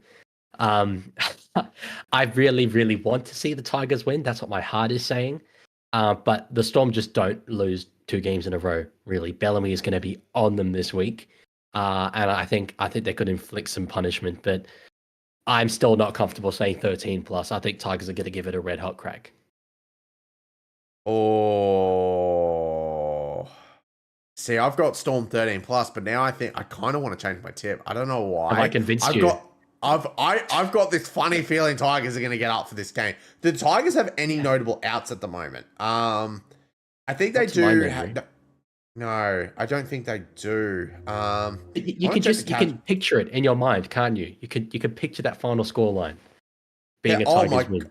I am pretty sure if Tigers win this, bloody Benji Marshall would be in tears after that game. Be like, we're gonna make the finals.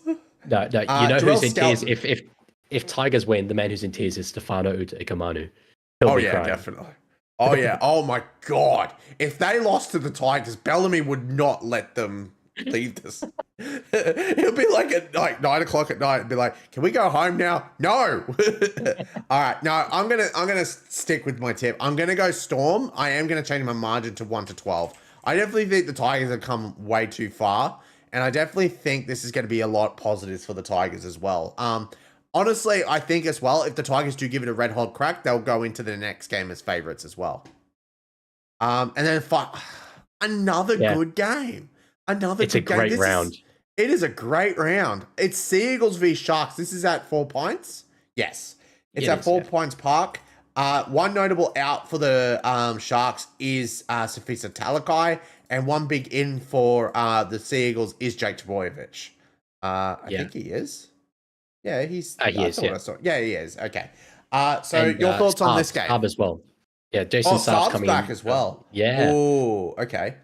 Interesting. That's big. No, this one. I mean, if we didn't have first versus second, this might be game of the round for me.